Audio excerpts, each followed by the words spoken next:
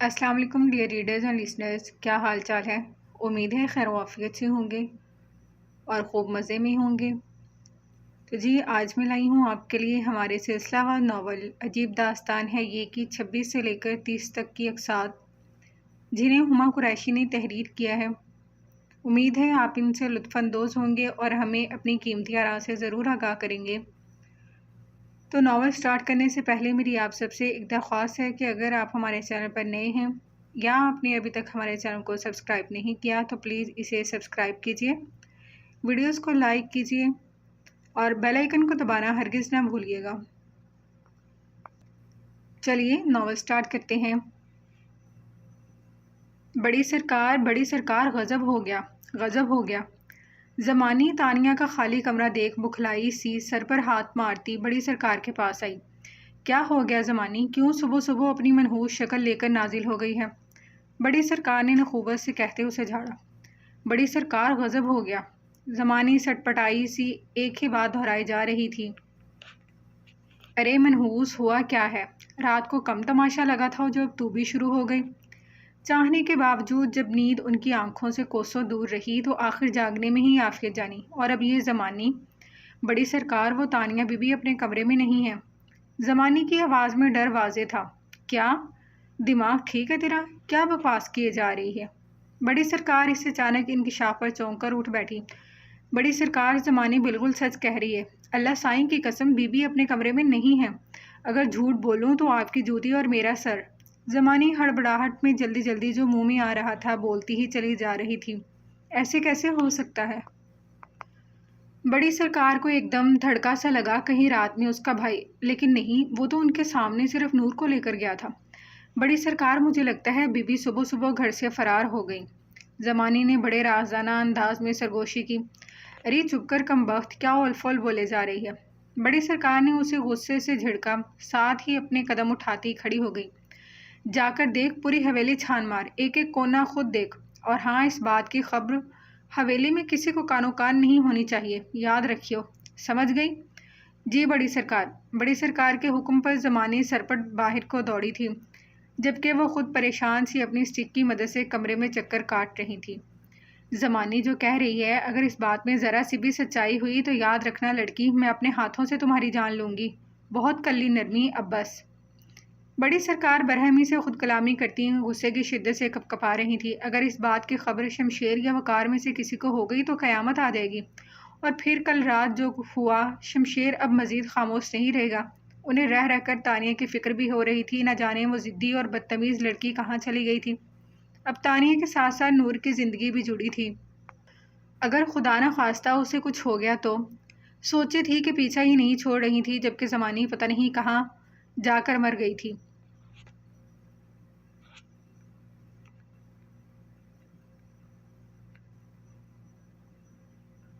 آپ اتنا سب کچھ برداشت کیا؟ تانیہ اور پاک بی بی کی آنکھوں سے آنسوؤں کی لڑی جاری تھی۔ بے ربط سے جملے ادا کرتی تانیہ کو اس وقت اپنے ساتھ ہونے والی زیادتی ان کے غم کی آگے بہت چھوٹی محسوس ہو رہی تھی۔ 60 سالہ شخص سے شادی اور پھر اس کے بعد کی اذیتیں سب ناقابل برداشت تھا۔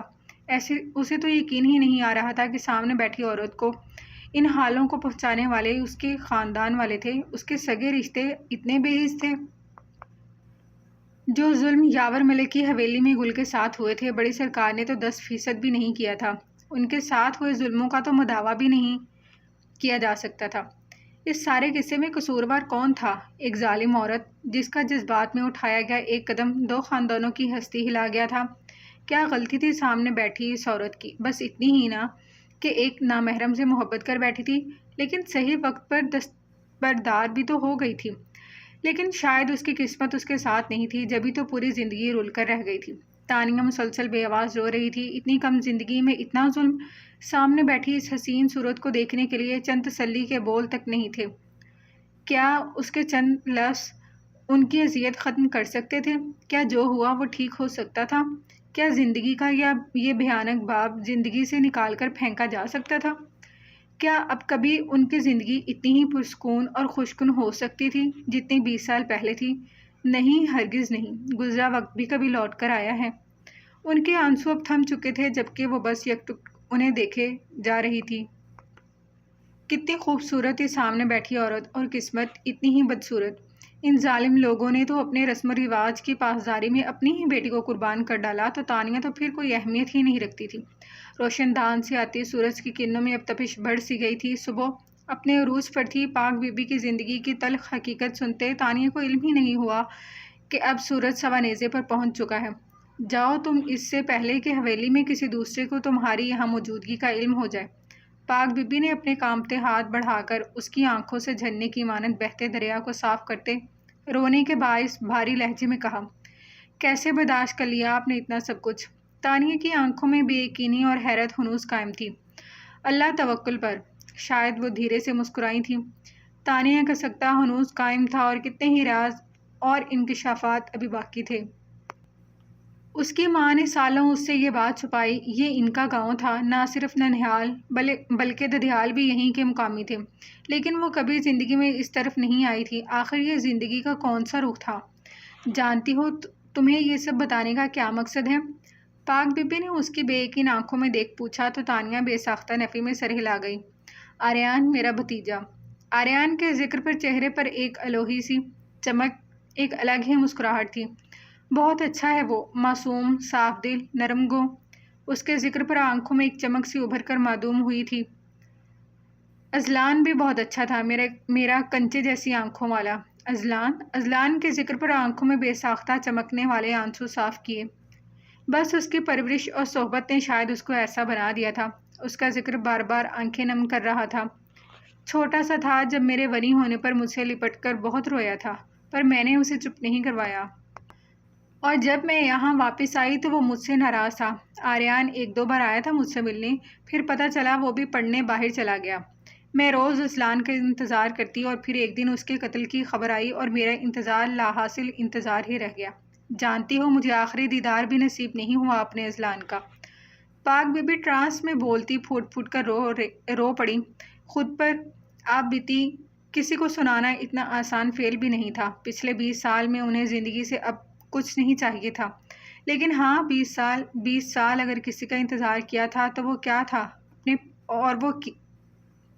وہ کیا تھا اپنے پارٹنرز کا، جو شاید اپنی بچپن کی دوست کو بھول گئے تھے۔ معاف کر دیں پلیز۔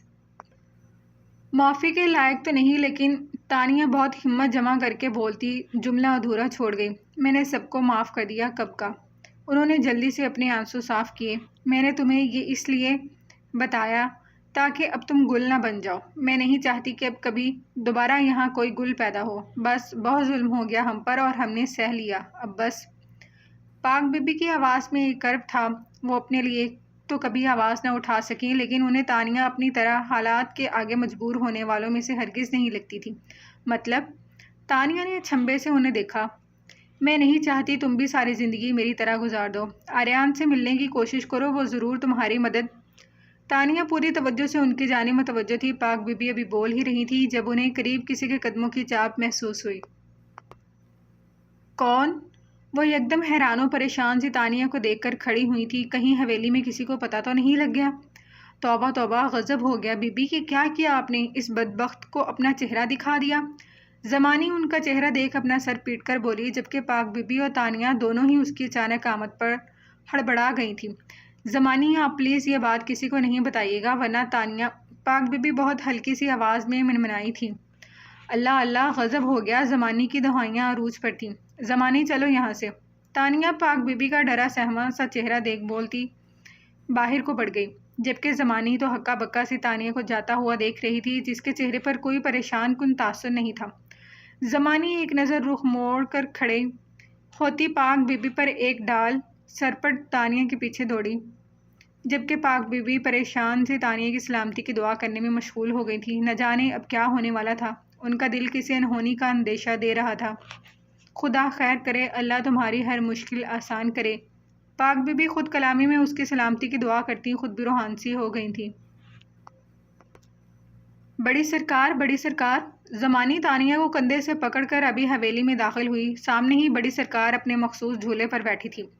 جبھی زمانی منہ چوڑا کر بولتی ان کے پیروں میں بیٹھ گئی، جبکہ تانیہ پاس ہی کھڑی اس ڈرامے بازیاں دیکھ رہی تھی۔ کیا ہوا زمانی، کہاں تھی یہ بدبخت؟ बड़ी सरकार तानिया को गज़बनाक तेवरों से घूरती हुई ज़मानी से मुखातिब हुई। बड़ी सरकार, ज़मानी ने अपना खुश्क गला तर किया। वो बड़ी सरकार छोटी बीबी। ज़मानी की आंखों में इस वक्त डर हचकोले ले रहा था। बोल भी दे मनहूस मारी। बड़ी सरकार उसकी आधी अधूरी बात से आजिज़ आ गई थी, जब ही उसकी कमर बजा डाली। ज़मानी इस अचानक अफ्ताब पर बिलबिला उठी थी। बड़ी सरकार, छोटी बीबी ना, पाक बीबी। ज़माने की ज़बान को एक बार फिर ब्रेक लग चुका था, जबकि बड़ी सरकार की घूरती नज़रों पर उसका दम खुश्क हो रहा था। ऐसा ना हो वो तानिया के साथ उसको भी अपनी अताब का निशाना बना ले। पाक बीबी क्या? बड़ी सरकार तहस से बोली। छोटी बीबी पाक बीबी के कमरे में बैठी थी। ज़मानी आंखें बंद कर एक ही सांस में बोल गई। तानिया ने उसका डर खौफ को ज़रा छंबे से देखा था। ये सुनना था और बड़ी सरकार के गुस्से से सुर्ख होती आंखें उसकी जानिब उठी, जो पुरस्कून सी खड़ी थी।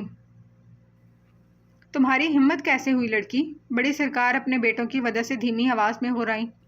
बस हो गई। तानिया का इत्मीनान काबिल दीद था। तुम्हारी इतनी हिम्मत? बड़ी सरकार का गुस्से से हाथ उठा और तानिया का गाल सुर्ख कर गया। थप्पड़ इतनी शिद्दत का था कि तानिया एक झटके से ज़मीन बोस हुई थी। तानिया को अपना गाल जलता महसूस हुआ था। एक लम्हे को तो उसकी पूरी दुनिया घूम गई थी। बड़ी सरकार का अपना हाथ सुलग कर रह गया था। वो उस पर हाथ उठाना नहीं चाहती थी, लेकिन उसकी दीदा दिलेरी हमेशा उन्हें तैश दिलाती थी। आपने फिर मुझ पर हाथ उठाया? बेयकीनी से तानिया ने पूछा। तानिया जब से यहाँ आई थी, बड़ी सरकार ने दूसरी बार उस पर हाथ उठाया था। तुम्हारी हिम्मत कैसे हुई गुल के हिस्से में जाने की? गुस्से में सही, आज सालों बाद उनके लबों पर अपनी बेटी का नाम आया था। तानिया खामोशी से बड़ी सरकार को देख रही थी, जो गुस्से में पूरे वजूद से कपकपा रही थी। ज़मानी लेकर जाए इस मनहूस को और बंद कर दे कमरे में। गुस्से से सांस फूल रहा था। क्यों? क्या किया है मैंने? तानिया गुस्से से बोली। ज़मानी। बड़ी सरकार के गुस्से पर ज़मानी तानिया को काबू करने के लिए आगे बढ़ी। ज़मानी ने जैसे ही उसका हाथ पकड़ना चाहा, तानिया ने एक जनाटेदार थप्पड़ ज़मानी के गाल पर रसीद किया था। इस थप्पड़ और तानिया की जुर्रत पर ज़मानी की आंखें उबल पड़ी थी, जबकि बड़ी सरकार उसकी जुर्रत पर अभी तक दंग सी खड़ी थी। हवेली का ये हिस्सा घर का हिस्सा कम और अखाड़ा ज़्यादा लग रहा था। शुक्र था कि इस वक्त घर का कोई फ़र्द यहाँ मौजूद नहीं था, वरना न जाने आज तानिया की जुर्रत क्या तूफ़ान लेकर आती। बस साईं तो साईं, साईं का कुत्ता भी साईं। ज़मानी और बड़ी सरकार दोनों ही आंखें फाड़े पहले तानिया की हरकत और अब उसके अल्फाज पर दंग सी हैरान और परेशान खड़ी बेयकीनी से उसे घूर रही थी, जो अपने अमल के बाद भी उनके आगे तनकर खड़ी थी। अपने हाथ काबू में रखो, तुम समझी? मैं वनीम उनके पोते की हूँ, इस घर की, तुम्हारी नहीं हूँ, इसलिए बेहतर यही है तुम अपनी औकात में रहो। तानिया ने ज़मानी का हनूज हवा में बुलंद हाथ मोड़कर पीछे को धक्का दिया, जबकि तानिया के जवाब पर मर्दान खाने से गुजरते आर्यान के चेहरे पर इस वक्त अलग ही मुस्कुराहट थी। आर्यान कदम कदम चलता वहीं आ गया था जहां वो तीनों मैदान जंग बनाए खड़ी थी। ज़मानी आर्यान को देख फौरन पर्दा करती एक तरफ को हुई थी। आर्यान, जाएं आप यहाँ से, हम इस मामले को खुद देख लेंगे। बड़ी सरकार आर्यान को करीब आता देख नरमी से बोलती रुख मोड़े खरामा खरामा चलती अपने झूले पर बैठ गई। कौन सा मामला दादी सरकार? क्या अभी भी यहाँ कोई मामला होना बाकी है? तानिया के ऐन पीछे से एक मर्दाना आवाज़ उभरी थी। तानिया को ये आवाज़ खासी जानी पहचानी लगी थी। हमने आपसे कहा जाएं यहाँ से, क्या आपको हमारी बात समझ नहीं आई? बड़ी सरकार उसके मज़ीद बढ़ते कदम दे गुस्से से बोली थी, जबकि तानिया अब तक यूं ही पथराई सी खड़ी उस आवाज़ को पहचानने की कोशिश में थी। लड़की, पर्दा करो जल्दी। आर्यान को यूं ही अपनी जानिब आता देख बड़ी सरकार ने तानिया को आड़े हाथों लिया। क्यों दादी सरकार, उसका मुझसे कौन सा पर्दा आ गया? आर्यान बोलता हुआ बड़ी सरकार के पास आता तानिया को पीट देता आगे निकल चुका था। तानिया अपने आगे से गुजरते ब्लैक शलवार कमीज़ में मलबूस शख्स को देख रही थी, जिसका साइड फेस नुमाया था, जबकि बड़ी सरकार आर्यान का अपनी बात को नज़रअंदाज करना तानिया की हठधर्मी देख खुद पर बहुत मुश्किल से जब्त कर रही थी। ये कहीं नहीं जाएगी बड़ी सरकार। कल रात आपने उसके भाई से वादा किया था कि आप उसे कोई नुकसान नहीं पहुंचाएंगी। एक रात में ही भूल गई आप तो। आर्यान तंजिया बोलता हुआ अब रुख तानिया की जानिब कर चुका था। अब बारी थी तानिया के चौंकने की। सामने मौजूद शख्स को वो कैसे भूल सकती थी? आर्यान, तो वो आर्यान ये था। उफ, ये किस्मत उसके साथ क्या खेल खेल रही थी कि सच मुकम्मल नहीं होता कि एक नई कहानी और इसमें पोशीदा राज उसके मुंतज़िर होते हैं। आर्यान को अपने सामने देख हैरत इस कदर थी कि उसके लफ्ज़ों पर गौर ही नहीं किया। بلیک شلوار قمیض میں دراز قد و قامت والا آریان اپنی خوبرو شخصیت میں ٹھیک 3 ماہ بعد اس کے سامنے موجود تھا، جبکہ اب حالات یکسر بدل چکے تھے۔ چہرے پر سنجیدگی سجائے آریان بڑی دلچسپی سے اس کے چہرے کے اتار چڑھاؤ دیکھ رہا تھا، جس کے لیے اس کی موجودگی ایک زبردست جھٹکا تھی، جبکہ تانیہ اپنے سامنے موجود آریان کو دیکھ گمسم سی کھڑی تھی، جیسے کہنے کو لفظ ہی ختم ہو گئے ہوں۔ ایک زندگی میں اتنے اتفاق، یہ کوئی عام بات تو نہ تھی۔ وہ لڑکی کھڑی کھڑی منہ کیا دیکھ رہی ہے، چل اپنے کمرے میں جا۔ بڑی سرکار کی آواز پر چونک کر دونوں حال کی دنیا میں واپس آئے تھے۔ بڑی سرکار کا بس نہیں چل رہا تھا، وہ تانیہ کو آریان کے سامنے سے غائب کر ڈالتی۔ تانیہ کو تو خود کچھ سمجھ نہیں آ رہا تھا، وہ خود بھی ہڑبڑاہٹ میں اپنے کمرے میں جانے کے لیے فوری باہر کو لپکی۔ کشمیر کے پہاڑوں میں ایک بہت بہادر اور نڈر ڈاکٹر سے ملاقات ہوئی تھی میری، جو وہاں کی گہری کھائیوں میں اپنا راستہ خود تلاش کرتی اپنی منزل تک گئی تھی۔ آریان کے لفظوں میں بہت کچھ تھا، پر وہ اسے کیا کہنا چاہ رہا تھا؟ فی الحال اس کی سوچنے سمجھنے کی صلاحیت مفلوج ہو چکی تھی۔ بڑی سرکار بڑے غور سے آریان کی بات سمجھنے میں کوشاں تھی۔ امید کروں گا اب میری نیکسٹ ملاقات ڈاکٹر تانیہ سے ہو، ونی میں آئی ایک بے بس اور لاچار لڑکی سے نہیں۔ تانیہ کو اپنی جانب رخ موڑتا دیکھ آریان قدم قدم چلتا قریب آیا۔ اس کی سرخ آنکھوں میں آنکھیں گاڑے بہت چند لفظوں میں بہت کچھ باور کرواتا حال سے نکلتا چلا گیا۔ تانیہ اب بھی بے یقینی سے اس کی پشت تک رہی تھی۔ اس وقت صبح کے 10 بج رہے تھے جب ارمان کی گاڑی اسلام آباد میں ملک ہاؤس کے پورچ میں آ کر رکی تھی۔ اٹھو، ہم گھر پہنچ گئے۔ ارمان نے ایک نظر اپنے گھر پر ڈال نور کو پکارا، جو سیٹ پر سر گرائے مزے سے سو رہی تھی۔ اٹھ جاؤ اب۔ نور کو تو پارک میں بھی نیند آ جاتی تھی، یہ تو پھر گاڑی تھی۔ او لڑکی، کیا فوت ہو گئی ہو؟ ارمان اس کے ٹس سے مس نہ ہونے پر جھنجھلا کر بولا۔ لڑکی اٹھو، کیا نام تھا اس کا؟ ارمان اکتائے ہوئے لہجے میں اسے پکارتا اس کا نام یاد کرنے لگا۔ وہ تو فرنٹ سیٹ پر اتنے مزے سے سو رہی تھی جیسے تھر اور تھل کے صحراؤں میں بھٹکتی نور کو نیند ہی آج نصیب ہوئی تھی۔ یہ کون سی بلا ہے، اتنا مدہوش کون سوتا ہے؟ ارمان غصے میں بڑبڑا کر رہ گیا۔ نظر سامنے رکھی پانی کی بوتل پر گئی تو یکدم اس کی آنکھیں چمک اٹھی۔ کیا ہوا، کیا ہوا؟ ارمان پانی کی بوتل کا کیپ ہٹاتا، سارا پانی اس پر انڈیل چکا تھا، جبھی نور ہڑبڑا کر اٹھ بیٹھی تھی۔ نیند سے بھری آنکھوں سے اب وہ کبھی ارمان کو دیکھ رہی تھی تو کبھی اپنے پانی سے تر کپڑوں کو۔ میرا گھر اور تمہاری چند دن کی رہائش گاہ آ گئی ہے۔ ارمان طنزیہ بولتا اس کی حیثیت یاد دلا گیا، جبکہ وہ ناسمجھی سے اس کی جانب دیکھ رہی تھی۔ چلو باہر نکلو، گھر والوں کی جدائی کا گہرا صدمہ لگا ہے، شاید مراقبے میں ہی چلی گئی ہے۔ ارمان اس کے ساکن وجود پر چوٹ کرتا بڑبڑایا۔ ارمان نے ایک نظر اٹھا کر نور کو دیکھا جو اسے ہی گھور رہی تھی۔ دانت پیستا ارمان ایک جھٹکے سے دروازہ کھولتا باہر کو گیا اور گھوم کر اس کی جانب آیا، جو اپنی نگاہیں اس کے ساتھ وہیں لے آئی تھی۔ اپنے یہ ڈرامے کہیں اور جا کر دیکھنا، نکلو باہر جلدی۔ ارمان نے اس کے بگڑے تیور نظر انداز کر کندھے سے پکڑ کر کھینچ کر باہر نکالا۔ یہ میرا گھر ہے، اندر میرے والدین ہیں، جیسا میں کہوں ہر بات میں میرا ساتھ دینا، ورنہ میرا نام بھی پھر ارمان ملک ہے۔ ارمان اس 4 فٹ کو خود کو گھورتا دیکھ اپنی طرف سے فل دھمکا کر گھر کے اندر چلا گیا تھا، جبکہ نور باہر کھڑی ستائش بھری نظروں سے بنگلے کا جائزہ لینے میں مصروف تھی۔ ارمان ملک، اچھا نام ہے۔ میرا نام بھی نورالعین وقار ملک ہے۔ نور اس کی کسی دھمکی کو خاطر میں لائے بغیر خود کلامی کرتی اندر چل پڑی، جہاں سے کچھ دیر پہلے وہ گیا تھا۔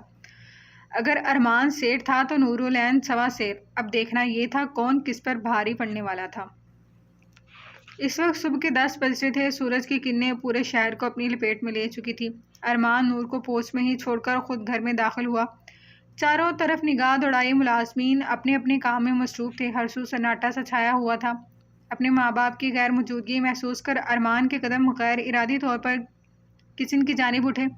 ارمان کی توقع کے برعکس اوپن کچن کے پار سامنے پڑی ٹیبل پر ارمان صاحب اور فاریہ بیگم حشاش بشاش سے ناشتہ کرنے میں مصروف تھے، جبکہ شعیب صاحب ناشتے سے فارغ ہو کر آج صبح کی اخبار کی سرخیوں پر نظر ثانی کر رہے تھے، جو آفس جانے سے پہلے ان کا روز کا معمول تھا۔ فاریہ بیگم خاموشی سے اپنی سوچوں میں محو ناشتے میں مصروف تھیں۔ تانیہ کے جانے کے بعد سے یہ خاموشی ان کی زندگی کا حصہ بن گئی تھی۔ تانیہ کی موجودگی میں اتنی خاموشی ناممکن سے بات تھی۔ ارمان نے گلا کھنکھار کر اپنی موجودگی کا احساس دلایا۔ السلام علیکم ممی ڈیڈ۔ ارمان نے متواصل لہجے میں سلام کیا۔ اس کی اچانک آمد پر دونوں ہی چونک کر متوجہ ہوئے۔ وعلیکم السلام برخوردار۔ کہاں غائب ہیں آپ آج کل؟ تمہاری ماں بتا رہی ہے کل بھی ساری رات تم گھر سے باہر رہے۔ شعیب صاحب نے بلیک پینٹ شرٹ میں اپنے بیٹے کو جانچتی نظروں سے دیکھتے استفسار کیا۔ کہیں نہیں ڈیڈ، بس ایک ٹریجڈی ہو گئی۔ ارمان ساری بات بتانے کا ارادہ کرتا مناسب الفاظ تلاش کر رہا تھا۔ خیریت کیا ہوا اور یہ تمہارا منہ کیوں سوجا ہوا ہے؟ فاریہ بیگم پریشانی سے اس کا چہرہ دیکھتی اٹھ کھڑی ہوئی۔ شعیب صاحب کی بھی سوالیہ نظریں اس کی ہی جانب تھیں۔ ان کے اچانک سوالوں پر ارمان ایک پل کو گڑبڑا گیا۔ سمجھ ہی نہیں آ رہا تھا کہ بات کہاں سے شروع کرے۔ کل رات جو کچھ وہ کر آیا تھا وہ ناقابل تلافی تھا۔ بابا کل رات میں ابھی ارمان بول ہی رہا تھا کہ پیچھے سے ایک نسوانی آواز ان کے کانوں میں پڑی۔ شعیب صاحب اور فاریہ نے چھمبے سے رخ موڑ کر مایوں کے کپڑوں میں ملبوس نور کو دیکھا۔ السلام علیکم پھپھو انکل۔ ارمان اچانک اپنے ماں باپ کے سامنے نور کی آمد پر گھبرا گیا۔ یقیناً وہ اس کو یہاں آتا دیکھ چکی تھی، جبھی منہ اٹھا کر سیدھا یہیں آ گئی تھی۔ نور بیٹا آپ یہاں؟ ان دونوں کو ہی حیرت انگیز جھٹکا لگا تھا۔ دونوں ہی ناشتے کی میز چھوڑ کر کھڑے ہو گئے تھے۔ نور نے ایک نظر اپنے سامنے حیرت سے گنگ کھڑے فاریہ اور شعیب کو دیکھا، دوسری جانب ساتھ کھڑے ارمان پر نظر ڈالی جو شاید اپنی صفائی دینے کے لیے مناسب لفظ ترتیب دے رہا تھا۔ جی کل آپ کا بیٹا۔ ارمان پر ایک ناپسندیدہ نظر ڈال کر نور کچھ بولتی کہ ارمان نے بیچ میں ہی ایک تیز نظر ڈال کر ٹوکا۔ کیا ہوا بیٹا؟ ارمان تم اسے خاموش کیوں کروا دیا؟ یہ یہاں کیا کر رہی ہے؟ اللہ خیر کرے، جلدی کہو۔ اس لڑکی کو دیکھ کر میرا تو دل بیٹھا جا رہا ہے۔ ارمان اور نور کو خاموش دیکھ فاریہ بیگم گھبرا کر پریشانی سے بولی۔ انہیں کچھ غلط ہونے کا احساس بہت شدت سے ہوا تھا۔ ماما بابا میں آپ کو سب بتاؤں گا، لیکن پہلے آپ وعدہ کریں آپ میری بات تحمل سے سنیں گے۔ ارمان نے مناسب الفاظ میں انہیں سب کچھ بتانے کا ارادہ کرتے متواضع لہجے میں کہا۔ ارمان کے الفاظ سمجھ سے باہر تھے۔ شعیب صاحب نے ناسمجھی سے ایک نظر فاریہ پر ڈالی جو نور کو دیکھ بکھلا سی گئی تھی، اور پھر نور پر جو پرسکون سی کھڑی تھی۔ کیا کہنا چاہتے ہو ارمان؟ جلدی بولو، میں اور تمہاری ماں پریشان ہو رہے ہیں، لیکن ایسا کچھ نہ کہہ دینا جس سے نقصان ہم سب کا ہو۔ ایک نظر نور کو مایوں کی دلہن بنا دیکھ معاملے کی گمبھیرتا کو مد نظر رکھتے اسے بولنے کی اجازت دی، لیکن ان کا دماغ جس حقیقت کی جانب اشارہ کر رہا تھا اس حقیقت سے بے ساختہ نظریں چرا گئے۔ بابا ایکچولی وہ میرا مطلب ہے، میں رات تانیہ اپنے باپ کے سامنے ارمان کی بولتی بند ہو گئی تھی، سمجھ نہیں آ رہا تھا کیسے کہے۔ ارمان تمہیں اللہ کا واسطہ ہے، جو بھی بات ہے جلدی بولو، میرا تو دل میں ہول اٹھ رہے ہیں۔ یہ لڑکی یہاں کیا کر رہی ہے؟ ارمان کی وہ میں پر فاریہ بیگم دھیمی آواز میں غصے سے چیخی تھی۔ ارمان نے نور کے پرسکون چہرے پر ایک نظر ڈال کر اپنا گلا تر کیا، جبکہ اس کے تاثرات کچھ ایسے تھے کہ کہو اب کل رات تو بڑا شیر بن کر ہماری حویلی میں گھس آئے تھے۔ ماما میں نے نور سے نکاح کر لیا ہے۔ ارمان نے سر جھکا کر شرمندہ ہو کر ان کے سروں پر بم پھوڑا تھا۔ کیا؟ اس انکشاف پر فاریہ بیگم کی چیخ بے ساختہ تھی۔ کیا بکواس کر رہے ہو تم؟ شعیب صاحب اپنے شک کی نشاندہی پر غصے سے دھاڑے تھے۔ بابا پلیز آپ میری بات سنیں، جیسا آپ سمجھ رہے ہیں ویسا کچھ نہیں ہے، میں نے یہ شادی خود سے نہیں کی ہے۔ ارمان نے صورتحال کو مزید پیچیدہ ہوتے دیکھ اپنے باپ کو پرسکون کرنا چاہا۔ تو پھر کیا تمہارے ساتھ زبردستی ہوئی ہے؟ جانتے ہو کون ہے یہ لڑکی؟ حویلی والوں کو اگر تمہارے اس اقدام کی خبر ہو گئی تو وہ کیا حشر کریں گے تمہارا؟ شعیب صاحب کی تیز آواز نے ملک ہاؤس کے در و دیوار تک ہلا ڈالے تھے۔ نور جو اس فیملی ڈرامے کو دیکھتی بیزار سی تھی، شعیب صاحب کی آواز پر ایک پل کو سہم کر رہ گئی۔ جی زبردستی ہوئی ہے ہمارے ساتھ۔ ارمان نے ایک اور بم گرایا تھا۔ اچھا تمہارے ساتھ زبردستی ہوئی ہے؟ تمہارے ساتھ آخر کون دلیر آ گیا جس نے تمہیں مجبور کر دیا؟ شعیب صاحب اپنی دونوں اولادوں کی ہٹ دھرم اور ضدی طبیعت سے بہت اچھے سے واقف تھے، جبھی طنزیہ لہجے میں گویا ہوئے۔ فاریہ بیگم تو اپنا سر پکڑ کر بیٹھ گئی تھی۔ بڑی سرکار اور میری نانی صاحبہ نے، ارمان بہت آہستہ آواز میں منمنایا تھا، جبکہ نور اس کی آدھی حقیقت کہتا دیکھ غصے سے مٹھیاں بھینچ کر رہ گئی۔ کیا بکواس کر رہے ہو ارمان؟ وہ ایسا کیوں کریں گی؟ اور پہلے تو تم یہ بتاؤ تم گاؤں کرنے کیا گئے تھے؟ اس لڑکی کی حالت دیکھ کر تو لگ رہا ہے تم اسے زبردستی محفل سے اٹھا کر لائے ہو۔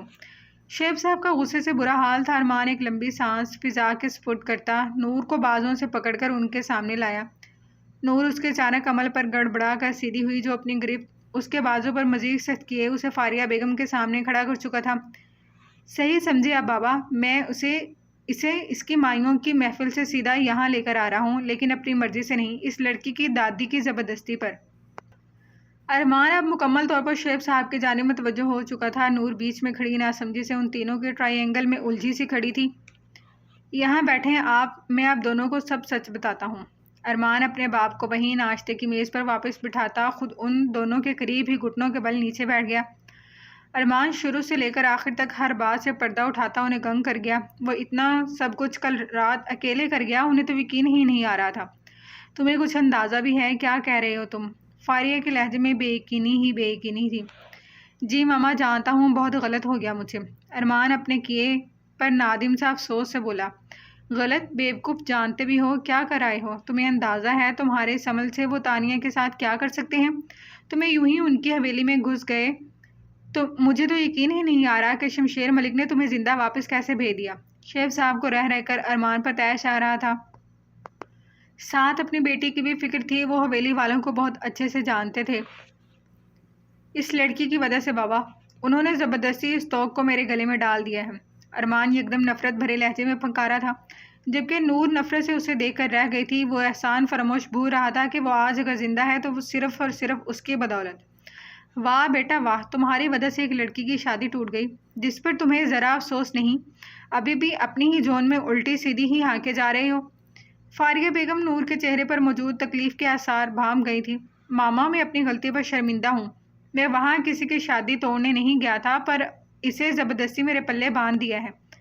ارمان جلدی سے اپنی ماں کو صفائی پیش کرتا نور کو دیکھ غصے سے پھنکارا۔ تو اور کیا کرتے؟ تم نہیں جانتے ہمارے یہاں جس لڑکی کی شادی ٹوٹ جائے یا پھر بارات واپس چلی جائے وہ مرتے مر جاتی ہے، لیکن اس کی شادی نہیں ہوتی۔ فاریہ بیگم کسی پرانے زخم کو یاد کر کے دکھ بھرے لہجے میں بولی تھی۔ آپ کی شادی کب تھی بیٹا اور کس کے ساتھ؟ شعیب ملک براہ راست خاموش تماشائی بنی کھڑی نور سے مخاطب ہوئے تھے، کیونکہ اتنا تو وہ بھی جانتے تھے کہ جو بھی تھا وہ خاندان کا ہی ہوگا۔ آج تھی بڑی حویلی میں ظفر دادا کے پوتے کے ساتھ۔ جواب متوقع تھا، پر انکشاف حیرت انگیز تھا، جس پر وہ دونوں جھٹکا کھا کر اٹھے تھے۔ نور ان کے رد عمل پر گھبرا کر چند قدم پیچھے ہوئی، فلور پر گھٹنوں کے بل بیٹھا۔ ارمان بھی چونک کر اٹھ کھڑا ہوا تھا۔ یہ کیا کہہ رہی ہو بیٹا؟ بڑی حویلی؟ ظفر چچا کے گھر؟ شیخ صاحب کے استفسار پر وہ دونوں ہی چونکے تھے۔ تو وہ کیا انہیں پہلے سے جانتے تھے؟ جی بڑی حویلی۔ یہ سر ڈرامہ نور کی سوچ سے بالاتر تھا، جبکہ ارمان کو کچھ سمجھ آ رہا تھا۔ ارمان، غصے، دکھ، پریشانی، حیرت سب مل کر حملہ آور ہوئی تھی، جنہوں نے سوچنے سمجھنے کی صلاحیت ہی مفلوج کر کے رکھ دی تھی۔ بابا میری بات۔ ارمان انہیں مزید غصہ کرتا دیکھ آگے بڑھا، جبھی شیخ صاحب کا ہاتھ فضا میں بلند ہوا اور اس کے چہرے پر نشان چھوڑ گیا۔ نور اور فاریہ اس اچانک عمل پر گڑبڑا کر رہ گئے۔ ارمان بے یقینی سے اپنے باپ کو دیکھ رہا تھا، جنہوں نے کبھی اس پر ہاتھ نہیں اٹھایا تھا۔ بابا، ارمان کے لیے ان کا یہ عمل غیر متوقع تھا۔ کیا بابا؟ ہاں کیا بابا؟ پتہ ہے کیا کر آئے ہو تم؟ ظفر ملک کا پوتا تمہاری پھپھو کا بیٹا ہے۔ شعیب صاحب غصے سے بولتے ایک بار پھر اس کی جانب بڑھے تھے، جبھی فاریہ بیگم بیچ میں اپنے بازو حائل کر گئی تھی، جس پر غصہ کرتے بہت مشکل سے خود پر قابو پایا تھا۔ اوہ، نور کے لیے یہ بات حیرت کا جھٹکا تھی، لیکن کل رات سے اب تک جھٹکے ہی مل رہے تھے، ایک اور صحیح۔ فاریہ لے کے جائیں اسے یہاں سے، اس سے پہلے کہ میں کچھ کر بیٹھوں۔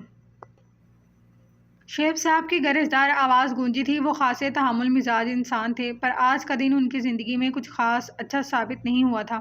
ایک طرف ان کی بیٹی تھی، دوسری جانب بہنیں جن سے سالوں سے وہ گاؤں والوں کے حکم پر سارے تعلق ترک کیے بیٹھے تھے۔ اگر بڑی حویلی کسی کو اس بات کی بھنک پڑ گئی کہ وہ لڑکا شیخ صاحب کا بیٹا تھا، تو ان کی بہن کے لیے بھی بہت سی مشکلات کھڑی ہو سکتی تھی۔ ارمان اپنے کمرے میں جاؤ، تم باقی باتیں بعد میں کریں گے۔ فاریہ بیگم نے موقع کی نزاکت دیکھ اسے مندر سے ہٹانا ضروری سمجھا۔ ارمان تذلیل کے باعث اپنا سرخ پڑتا چہرہ لیے ایک سپاٹ نظر حواس باختہ سی کھڑی نور پر ڈال کر سیڑھیاں پھیلانگتا اپنے کمرے میں چلا گیا، بقول ارمان کے جو اس سارے فساد کی جڑ تھی۔ شیخ صاحب غصے میں میز پر رکھا پانی کا جگ ہاتھ مار کر گراتے وہاں سے نکلتے چلے گئے۔ نور ڈر کر اچھل ہی پڑی تھی۔ اب وہاں صرف نور اور فاریہ ہی موجود تھی، جبکہ فاریہ اپنا سر پکڑے سامنے کھڑی نور کو حیران و پریشان سی دیکھ رہی تھی۔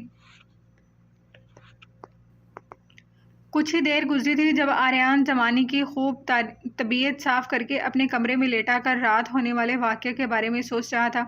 ارمان کی اچانک آمد اس کی سمجھ سے باہر تھی۔ سفیان کے انکار کے بعد کل آریان کو اپنی ظالم دادی کا فیصلہ اتنا بھی ظالم نہیں لگا تھا جتنا کہ ہر بار اگر کل رات نور کا نکاح نہ ہوتا تو جانے آگے نور کی زندگی کیا ہوتی۔ ابھی جو بھی تھا کم از کم وہ رخصت تو ہو ہی گئی تھی۔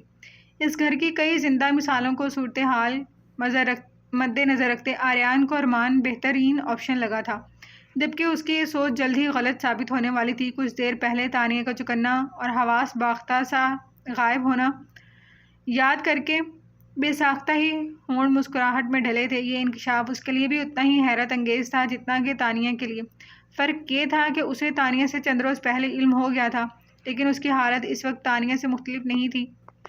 اس سے پہلے کہ وہ اپنی سوچوں میں گم ہوتا کہ موبائل پر مخصوص پیغام موصول ہونے کی گھنٹی بجی۔ آریان نے سائڈ ٹیبل سے اپنا موبائل اٹھا کر ان لاک کیا، ساتھ ہی نوٹیفیکیشن ونڈو سے پیغام کھولا۔ وہ جیسے جیسے موبائل اسکرین پر موجود تحریر پڑھتا جا رہا تھا، اس کے دماغ کی رگیں تنتی جا رہی تھیں۔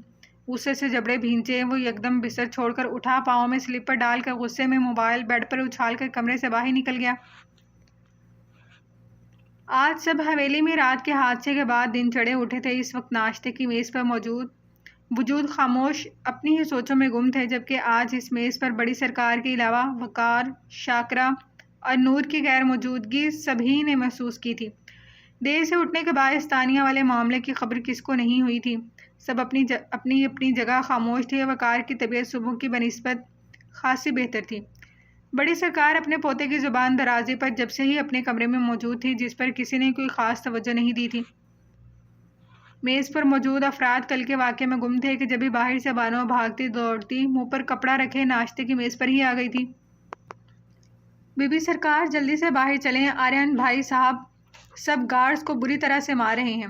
بانو حواس باختہ اطلاع دیتی، خود بھی تھر تھر کانپ بھی رہی تھی۔ ماں نے اسے یہ خبر سب کو دینے کا کہا تھا۔ کیا؟ مگر کیوں؟ آریان کے بابت یہ بات خاصی حیران کن تھی۔ آریان اور غصہ دو الگ باتیں تھیں۔ ناشتے کی میز پر موجود سبھی نفوذ حیران و پریشان گھبرا کر حویلی سے باہر سرونٹ کوارٹرز کی جانب بھاگے تھے۔ سامنے کا منظر چونکا دینے کے لیے کافی تھا۔ گھر کے سبھی مرد ملازم اس وقت آریان کے آگے سر جھکا کر کھڑے تھے، جبکہ آریان رات کو پہرا دینے والے چاروں گارڈز کی بری طرح درگت بنا رہا تھا۔ صاحب معاف کر دیں، آئندہ غلطی نہیں ہوگی۔ ان میں سے ایک اپنے چھوٹے صاحب کو اس قدر غصے میں پاگل ہوتا دیکھ ہاتھ جوڑ گیا۔ معاف کر دوں؟ جانتے بھی ہو تمہاری اس لاپرواہی کی وجہ سے کتنے خطرناک نتائج کا سامنا کرنا پڑ سکتا تھا۔ گزری رات جو ہوا وہ سب تمہاری وجہ سے ہوا۔ اگر تم اپنی ذمہ داری صحیح طریقے سے سر انجام دیتے تو نوبت یہاں تک نہ پہنچتی۔ بلیک شلوار قمیض میں پسینے میں شرابور آریان غصے سے دھاڑا تھا۔ ماہنور اچانک آریان کی اس قدر اونچی آواز پر ڈر سے اچھل پڑی تھی، جبکہ آریان اس وقت شدید غصے میں پے در پے نہ جانے ان پر کتنے مکے برسا چکا تھا۔ یہ سوچ ہی دماغ گھما رہی تھی، کل رات اگر ارمان کی جگہ کوئی اور ہوتا تو اللہ جانے رات کو کیا ہو جاتا۔ اوپر سے ایک انجان شخص انہی کے بھیس میں ان کے بیچ 2 دن موجود رہا، جس کی انہیں کچھ خبر ہی نہیں تھی۔ حویلی کی حدود سے باہر پاک بی بی اور تانیہ کی رہائش گاہ تھی۔ اگر کوئی وہاں آ جاتا تو خدا نخواستہ کچھ ہو جاتا تو حویلی میں تو کسی کو خبر ہی نہ ہوتی۔ آریان بس کر دو، چھوڑ دو اس بدبخت کو، اب جو ہونا تھا ہو گیا۔ آریان کو نہ رکتا دیکھ شمشیر ملک نے سنجیدہ لہجے میں رعب سے کہتے اسے باز رہنے کو کہا۔ دفع ہو جاؤ یہاں سے سب کے سب۔ اگر آئندہ کوئی غلطی ہوئی تو دیکھنا میں کیا حشر کروں گا۔ آریان نے رخ موڑ کر تمام گھر والوں کو کھڑا دیکھا تو غصے میں آخری تنبیہ کرتا، اپنے بڑھتے اشتعال پر قابو کرتا حویلی کے اندرونی حصے کی جانب بڑھا۔ گھر کے تمام افراد اپنے گھر کے سب سے نرم گو انسان کو اس قدر غصے میں دیکھ خاموش سے کھڑے رہ گئے۔ شمشیر ملک کے اشارے پر ان کے پیچھے سبھی نے ان کی تقلید میں پیروی کی۔ غصہ تو نہیں آ رہا؟ آریان کے موبائل پر ایک اور پیغام موصول ہوا تو وہ غصے میں جبڑے بھینچ گیا۔ تم اپنے کام سے کام رکھو، جو میری ذمہ داریاں ہیں وہ میں بہت اچھے سے نبھانا جانتا ہوں، سمجھے؟ تم پر جو ذمہ داری آئی ہے بہتر ہے تم وہی اچھے سے نبھا لو۔ دوسری جانب غصے بھرا پیغام پڑھ کر اس کے لب کمینگی سے مسکرائے۔ اسے تپا کر وہ اپنا بدلہ لینے میں کامیاب رہا تھا۔ آریان غصے میں بھی بڑی سرکار کے کمرے کی جانب جا رہا تھا کہ برا ہو قسمت کا کہ زمانی کا ٹکراؤ ایک بار پھر آریان سے ہو گیا۔ زمانی اپنے منہ پر کپڑا رکھتی نظر بچا کر نکلنے ہی والی تھی کہ آریان کی آواز اس کے کانوں میں گونجی۔ ماہنور کو لے کر ڈرائیور کے ساتھ شہر جاؤ، ماں کو کہو جا کر تانیہ کے لیے پہننے کے کچھ کپڑے اور ضرورت کی چیزیں لے آئے۔ آریان اسے حکم دیتا بڑی سرکار کے کمرے کی جانب چل دیا۔ جبکہ زمانی جی سائیں کہتی، فی الحال تانے کے پاس جانے کا ارادہ ترک کرتی نور کے کمرے کی جانب بڑھی۔ چھوٹی بی بی، چھوٹے صاحب کا حکم ہے کہ ابھی میرے ساتھ شہر چلیں، وہ تانیہ بی بی کے لیے کچھ کپڑے وغیرہ لینے ہیں۔ زمانی شرافت سے سوچوں میں گم ماہ کے کمرے میں آتی آریان کا حکم سنانے لگی، جسے سن کر ماہ چونک اٹھی تھی۔ کیا بھائی ایسا کیسے کہہ سکتے ہیں؟ میں تو مائیوں بیٹھی ہوں، اور پھر آج شادی ہے۔ آریان کا اس قدر اچانک حکم اس کی سمجھ سے باہر تھا۔ وہ اور نور تو کبھی ڈرائیور کے ساتھ شہر نہیں گئے تھے، تو اب وہ اکیلی کیوں، وہ بھی اس وقت؟ میں کیا کہہ سکتی ہوں، بی بی صاحب کا حکم ہے۔ آریان کی ایک ہی جھڑک پر زمانے کے سارے بل نکل گئے تھے۔ جاؤ تم، میں خود دیکھتی ہوں۔ نور بیڈ پر پڑا اپنا دوپٹہ اٹھاتی اپنے کمرے سے باہر نکلی۔ بڑی سرکار کے حکم پر ان کے کمرے میں ایک بار پھر گھر کے تمام مرد حضرات کے ساتھ شاکرہ اور عائشہ بیگم بھی موجود تھیں، ماں سوائے زیغم کے جس کی شادی کا فیصلہ رہتا تھا۔ کل رات جو کچھ ہوا اسے یوں ہی نظر انداز نہیں کیا جا سکتا تھا۔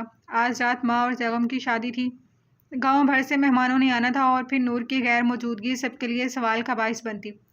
جو بھی فیصلہ لینا تھا ابھی اور اسی وقت لینا تھا، ورنہ گاؤں تو گاؤں، شہر بھر میں مالکوں کی بدنامی ہو کر رہ جاتی۔ اب ان دونوں بچوں کی شادی کے بارے میں کیا سوچا ہے آپ نے؟ ماحول میں چھائے تناؤ کو شمشیر ملک کی بھاری آواز نے توڑا۔ ماہنور اور زیغم کی شادی فی الحال منسوخ کر دیں۔ بڑی سرکار کے فیصلے پر عائشہ بیگم اور شاکرہ نے ایک دوسرے کو دیکھا، لیکن خاموش رہیں۔ پر اماں سرکار، اس شادی کے نہ ہونے پر لوگ ہزاروں سوال کریں گے، ہم کس کس کو جواب دیں گے؟ وقار ملک نے نکاح زدہ آواز میں اپنی رائے پیش کی۔ سوال تو لوگ تمہاری بیٹی کی غیر موجودگی اور بارات لوٹ جانے کا بھی کریں گے۔ بڑی سرکار تنفس سے گویا ہوئیں۔ وقار ملک خاموش رہ گئے۔ پر شادی نہ ہونے کا جواز کیا پیش کریں گے؟ شمشیر ملک کو بڑی سرکار کا فیصلہ کسی حد تک صحیح لگا تھا۔ وقار کی طبیعت ذرا ناساز ہے، کہہ دیجیے سب کو، جب ہم بہتر سمجھیں گے سادگی سے رخصتی کر دیں گے۔ بڑی سرکار کا آرام سے معاملے کا حل پیش کیا تھا۔ اگر آپ رات کے پہر یوں ہمیشہ حویلی کا دروازہ کھلا رکھنے کا حکم صادر نہ کرتی تو وہ لڑکا نہ تو حویلی میں گھس سکتا تھا اور نہ ہی آج میری بیٹی کے ساتھ یہ سب ہوتا۔ وقار ملک چاہ کر بھی اپنی ناگواری نہیں چھپا سکے تھے۔ پاک بی بی کی رہائش مین بلڈنگ سے دور ہونے کے باعث رات کے وقت بڑا دروازہ کبھی مکمل لاک نہیں ہوتا تھا۔ یہی وجہ تھی کہ کل رات ارمان نے بہت آسانی سے دروازہ کھول لیا تھا۔ ویسے تو حویلی کے گرد بہت سخت پہرا رہتا تھا، لیکن برا وقت کبھی بتا کر نہیں آتا۔ بڑی سرکار نے ایک خاموش نظر اپنے چھوٹے بیٹے پر ڈالی تھی جو ایک ہی رات میں ڈھل سا گیا تھا۔ ٹھیک ہے پھر دادی سرکار، میں اپنی طرف سے سب کو چچا صاحب کی طبیعت کے باعث شادی آگے بڑھ جانے کا کہہ دیتا ہوں۔ ماحول میں چھائی خاموشی کو دیکھ آریان نے بڑی سرکار کی جانب دیکھتے دھیمے لہجے میں کہا۔ بنا کچھ کہے بڑی سرکار نے سر کے اشارے سے آریان کو اجازت دی تو وہ بھی اٹھ کر باہر کی جانب بڑھا۔ کیا ہوا؟ زیغم کو کمرے میں داخل ہوتا دیکھ آریان نے سوالیہ نظروں سے استفسار کیا۔ وہ مخالف پارٹی کے شہر سے کچھ لوگ آئے ہیں تایا صاحب سے ملنے، الیکشن ہارنے کا افسوس اور شادی کی مبارکباد دینے۔ زیغم کی اطلاع پر شمشیر ملک کے ماتھے پر ناگواری سے بل پڑ گئے۔ کم بخت لوگ، الیکشن جیت گئے، ہواؤں میں تو اڑیں گے ہی۔ شمشیر ملک غصے میں بڑبڑا کر رہ گئے، جبکہ وہ خود بھول رہے تھے کہ کل ان کی جگہ وہ خود تھے۔ وہ بھی تو الیکشن جیتنے کی خوشی میں باقاعدہ طور پر مٹھائیوں کے ٹوکرے لے کر جاؤ، جا کر کہہ دو شمشیر شہر میں ہی ہے، وقار کی طبیعت ناساز ہے، ہم نہیں مل سکتے، شادی منسوخ ہو گئی ہے۔ بڑی سرکار نے بگڑے تیوروں سے زیغم کو حکم دیا۔ زیغم نے شادی کینسل ہونے پر آنکھیں پھاڑ کر وہاں موجود سبھی لوگوں کو دیکھا جو اپنی سوچوں میں محو تھے۔ بے بس نظروں سے آریان کی جانب دیکھا تو اس نے کندھے پر ہاتھ رکھ کر اپنے ساتھ چلنے کا اشارہ کیا۔ اب اس میں شادی آگے کرنے کی کون سی بات تھی؟ زیغم نے منہ لٹکا کر آریان کو دیکھا تو اس کی شکل دیکھ کر وہ مسکرا پڑا۔ جانتے تو ہو تم گھر کے حالات ایسے ہیں کہ فی الحال شادی کا آگے بڑھ جانا ہی بہتر ہے۔ پھر سب نور کے بارے میں جو سوال کریں گے اس کا کیا؟ چچا اور چچی پہلے ہی نور کو لے کر پریشان ہیں۔ آریان کے سمجھانے اور سوالیہ نظروں کو دیکھ وہ سر ہلا کر رہ گیا۔ صحیح تو کہہ رہا تھا وہ۔ نور کا واقعہ ابھی تازہ تھا، اپنی جانب سے وہ کچھ بھی کہہ دے پر یہ باتیں بھلا کہاں چھپتی ہیں؟ لوگ طرح طرح کے سوال کریں گے، آخر وہ کس کس کا منہ بند کرتے پھریں گے؟ دونوں ہی باتوں میں مصروف تھے کہ سامنے سے اپنی جانب آتی ماہ نور کو دیکھ دونوں ہی رک گئے۔ راہداری عبور کرتی ماں ان کی جانب آتی ایک نظر سفید شلوار قمیص میں ملبوس زیغم پر ڈال کر آریان سے مخاطب ہوئی۔ بھائی آپ نے مجھے شہر کیوں بھیجنا چاہتے ہیں؟ نور کے سوال پر زیغم نے بھی چونک کر سوالیہ نظروں سے اسے دیکھا۔ بتایا نہیں زمانی نے؟ آریان نے ان دونوں کی سوال کرتی نگاہوں کو نظر انداز کر الٹا سوال کیا۔ لیکن آج تو شادی ہے، دادی سرکار کو پتہ چل گیا تو؟ نور نے اپنا دوپٹہ مزید آگے کو کرتے پریشانی سے کہا۔ نہیں ہو رہی، شادی کینسل ہو گئی ہے فی الحال۔ زیغم نے ذرا چڑھ کر اس کے علم میں اضافہ کیا۔ ہیں؟ کیوں؟ مہنور کے سوال پر دونوں نے مصنوعی گھورا تو ماں کھسیا کر رہ گئی۔ کیوں کیا؟ چھوڑو، تم تانیہ کے پاس جاؤ، آج سے وہ تمہارے کمرے میں ہی رہے گی۔ میں آج کل میں خود شہر جاؤں گا تو لے آؤں گا میں خود ہی۔ ماں کی پریشانی دور کرتے حکم دیا تو وہ سر ہلا کر آگے بڑھ گئی، جبکہ زیغم اسے ڈھکے چھپے لفظوں میں بات کرتا دیکھ کندھے اچکا کر رہ گیا۔ اب وہ اور زیغم تمام انتظامات کے بابت گفتگو کرتے حویلی کی سیڑھیاں عبور کرتے مہمان خانے کی جانب جا رہے تھے۔ وہاں موجود انتظار کرتے لوگوں کو بھی دو باتیں کر کے برابر کرنا تھا۔ تانیہ بھابی؟ نور نے چھوٹے سے کمرے میں داخل ہوتے تانیہ کو پکارا۔ تانیہ چونک کر سیدھی ہوتی مائیوں کے لباس میں ملبوس ماں کو دیکھنے لگی۔ تم یہاں؟ دیوار سے پشت چھوڑ کر کھڑی ہوتی تانیہ حیرانی سے سوال کرنے لگی۔ جی، وہ آریان بھائی نے کہا ہے آج سے آپ یہاں نہیں رہیں گی۔ ماں اس کے قریب کھڑی مسکرا کر بولی۔ میں؟ پر بڑی سرکار؟ اس نے ذرا چھمبے سے پوچھا۔ وہ بھائی دیکھ لیں گے، آپ میرے ساتھ آئیں۔ ماں اس کا ہاتھ پکڑ کر اسے لیے اپنے کمرے میں آ گئی۔ تانیہ اس کی ہمراہی میں چلتی چپ چاپ کمرے میں داخل ہوتی مہنور کے اشارہ کرنے پر صوفے پر ٹک کر بیٹھ گئی۔ دونوں کے بیچ خاموشی چھائی ہوئی تھی۔ تانیہ نظریں جھکائے ابھی تک آریان کے اچانک سامنے آنے پر حیران تھی۔ ناشتہ کر لیا آپ نے؟ اجنبیت کی دیوار گرانے میں پہل مہنور نے کی تھی۔ تانیہ چونک کر سیدھی ہوئی۔ شکریہ، میں نے کر لیا تھا صبح ہی۔ تانیہ نے سہولت سے انکار کرتے دھیمی مسکراہٹ سجا کر کہا۔ اب ایک بار پھر ان دونوں کے بیچ گہری خاموشی حائل ہوئی تھی۔ دونوں ہی اپنی اپنی جگہ شاک میں تھیں۔ آریان کا یہ اچانک فیصلہ جانے کیا رنگ لانے والا تھا۔ سامنے والی بلڈنگ میں کون رہتا ہے؟ کسی خیال کے تحت تانیہ نے ماں سے استفسار کرتے اب خود ہی بات کرنے میں پہل کی تھی۔ وہ پاک بی بی کا رہائشی حصہ ہے، آپ کیوں پوچھ رہی ہیں؟ ماں نے کمرے کے دروازے کی جانب نظر ڈال کر دھیمے لہجے میں جواب دیتے ساتھ ہی سوال بھی کر ڈالا۔ حویلی والوں کو پاک بی بی کے متعلق ذکر کرنے کی اجازت نہیں تھی، جبکہ تانیہ اس کا ڈر کر نظر بچا کر دروازے کی اور دیکھنا بھام گئی تھی۔ مطلب پاک بی بی صحیح کہہ رہی تھی، اس گھر میں سب مکمل حقیقت سے آشنا نہیں تھے سوائے مہنور اور نورالعین کے۔ اس گھر میں سب مکمل حقیقت سے آشنا تھے سوائے مہنور اور نورالعین کے، جو اس وقت تانیہ ہی کی طرح ناسمجھ تھی۔ نور اور ماں نے اپنے ہوش میں کبھی پاک بی بی کا چہرہ نہیں دیکھا تھا۔ وہ بس اتنا ہی جانتی تھی کہ یہاں کوئی ونی میں آئی لڑکی رہائش پذیر ہے۔ تم نے دیکھا ہے انہیں؟ تانیہ نے اس کے سوال کو بنا کسی خاطر میں لائے تجسس کے ہاتھوں مجبور ہو کر ایک بار پھر سوال کر ڈالا۔ نہیں، ہمیں اس طرف جانے کی اجازت نہیں، اور آپ بھی پلیز اس معاملے سے دور رہیں۔ نور نے اس کے سوالوں کا مختصر جواب دے کر اسے مزید کسی بھی تفتیش سے باز رکھا۔ کیا مجھے کوئی کپڑے مل سکتے ہیں؟ یہ کافی میلے ہو رہے ہیں تو۔ مہنور کو بھکلاتا دیکھ تانیہ نے اپنے کپڑوں کو ایک نظر دیکھ ماں سے کہتے جملہ ادھورا چھوڑا، جنہیں بار بار پہننے کے باعث ان کا رنگ پھیکا پڑ چکا تھا۔ جی ضرور، آپ بیٹھیں، میں کچھ دیکھتی ہوں آپ کے لیے۔ نور جلدی سے کھڑی ہو کر کمرے میں بیٹھ کے عین سامنے بنی اپنی وارڈروب سے اس کے لیے ایک مناسب جوڑا تلاش کرتی اس کے نزدیک آئی۔ سامنے باتھ روم ہے، آپ فریش ہو کر یہ سوٹ پہن لیں۔ یہ میرا نیا سوٹ ہے، میں نے ایک بار بھی نہیں پہنا، آپ آرام سے پہن لیں۔ ماں کاسنی رنگ کا نیا جوڑا اس کی اور بڑھاتی مسکرا کر تسلی کروانے لگی۔ اس کی لمبی سی وضاحت پر تانیہ مسکرا کر رہ گئی۔ بقول تانیہ کے یہ ہمدردی اس کا حالیہ لہجہ زیر نظر رکھ کر کی جا رہی تھی۔ اب بھلا وہ اسے کیا کہتی کہ وہ تو جب سے یہاں موجود ہے اسی کے 2-3 سوٹ پہن رہی ہے، اب پہننے میں کون سی آر۔ آپ آرام سے جائیں، میں ذرا باہر کا چکر لگا کر آتی ہوں۔ ماں اب تک مائیوں کے لباس میں ہی گھوم رہی تھی۔ تانیہ کو اب تک رات والے واقعے کی خبر نہیں ہوئی تھی۔ ماں کو مسکراہٹ پاس کرتی کھڑی ہوئی، ساتھ ہی اپنے قدم واش روم کی جانب بڑھائے، جبکہ ماں یہ سوچ رہی تھی کہ وہ اپنی ماں کو تانیہ کے اس کمرے میں موجودگی سے آگاہ کرے یا نہیں۔ فاریہ بیگم نے نور کو فی الحال گیسٹ روم میں ہی ٹھہرایا تھا۔ اچانک سے اتنا سب کچھ ہو گیا تھا، اس وقت حالات ان کی سمجھ سے باہر تھے۔ گھر میں ایک عجیب سا ہی ماحول بنا ہوا تھا۔ شیخ صاحب اور ارمان کے بیچ تعلقات ایک الگ ہی تناؤ کا شکار تھے۔ کل سے اس کمرے میں موجود نور خاموش سی تھی۔ حالات کے پیش نظر خاموشی کے سوا کوئی چارہ باقی نہ رہا تھا۔ زندگی کبھی یوں بھی پلٹا کھا سکتی ہے، یہ تو وہم و گمان بھی نہیں تھا۔ کل کھانا اور آج صبح کا ناشتہ ملازمہ کے ہاتھ اس کے کمرے تک پہنچا دیا گیا تھا۔ کل کے بعد سے اس کا سامنا گھر کے کسی فرد سے نہیں ہوا تھا۔ وہ خود اپنی سوچوں میں گم حویلی کے حالات کے بارے میں سوچ رہی تھی۔ پتہ نہیں بڑی سرکار نے اس کی غیر موجودگی کو کیا نام دیا تھا، مہنور اور زیغم کی شادی کا کیا بنا تھا، اور پھر وہ لڑکی تانیہ جس گھر کی بیٹی تھی، نہ جانے یہ سب سن اس کا کیا رد عمل تھا۔ سوچے تھی کہ پیچھا ہی نہیں چھوڑ رہی تھی۔ اپنی سوچوں میں گم نور کچھ سوچ کر کمرے سے باہر نکلی۔ ہال کمرے میں قدم رکھا تو ہر سو الگ ہی خاموشی کا ڈیرا تھا۔ کچھ دیر خاموشی سے چاروں جانب اجنبی نظروں سے دیکھتی رہی، پھر خود ہی بجھے دل کے ساتھ الٹے پاؤں گیسٹ روم کی جانب بڑھ گئی۔ ارمان جو کل ہی کچھ دیر بعد غصے میں گھر سے باہر نکل گیا تھا، اب گھر واپس لوٹا تھا۔ صبح آفس میں بھی شعیب صاحب سے ایک دو بار سامنا ہوا تھا، جو اسے دیکھتے ہی اپنی ناراضگی کا اظہار کرتے چہرہ پھیر گئے تھے۔